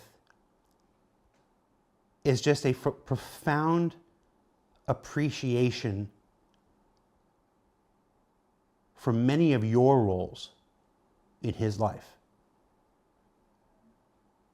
His retirement was playing with you. So many of you, names I see in the chat, I saw in the chat today, which is why I'm saying this now. So, from me, personally, thank you for being there for him when I wasn't able to be. And you made the last 6, 7 years of his life some of his happiest. So, that's all I wanted to say. Thank you for watching.